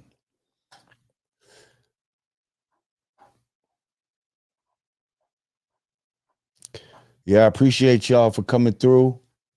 We will be back soon.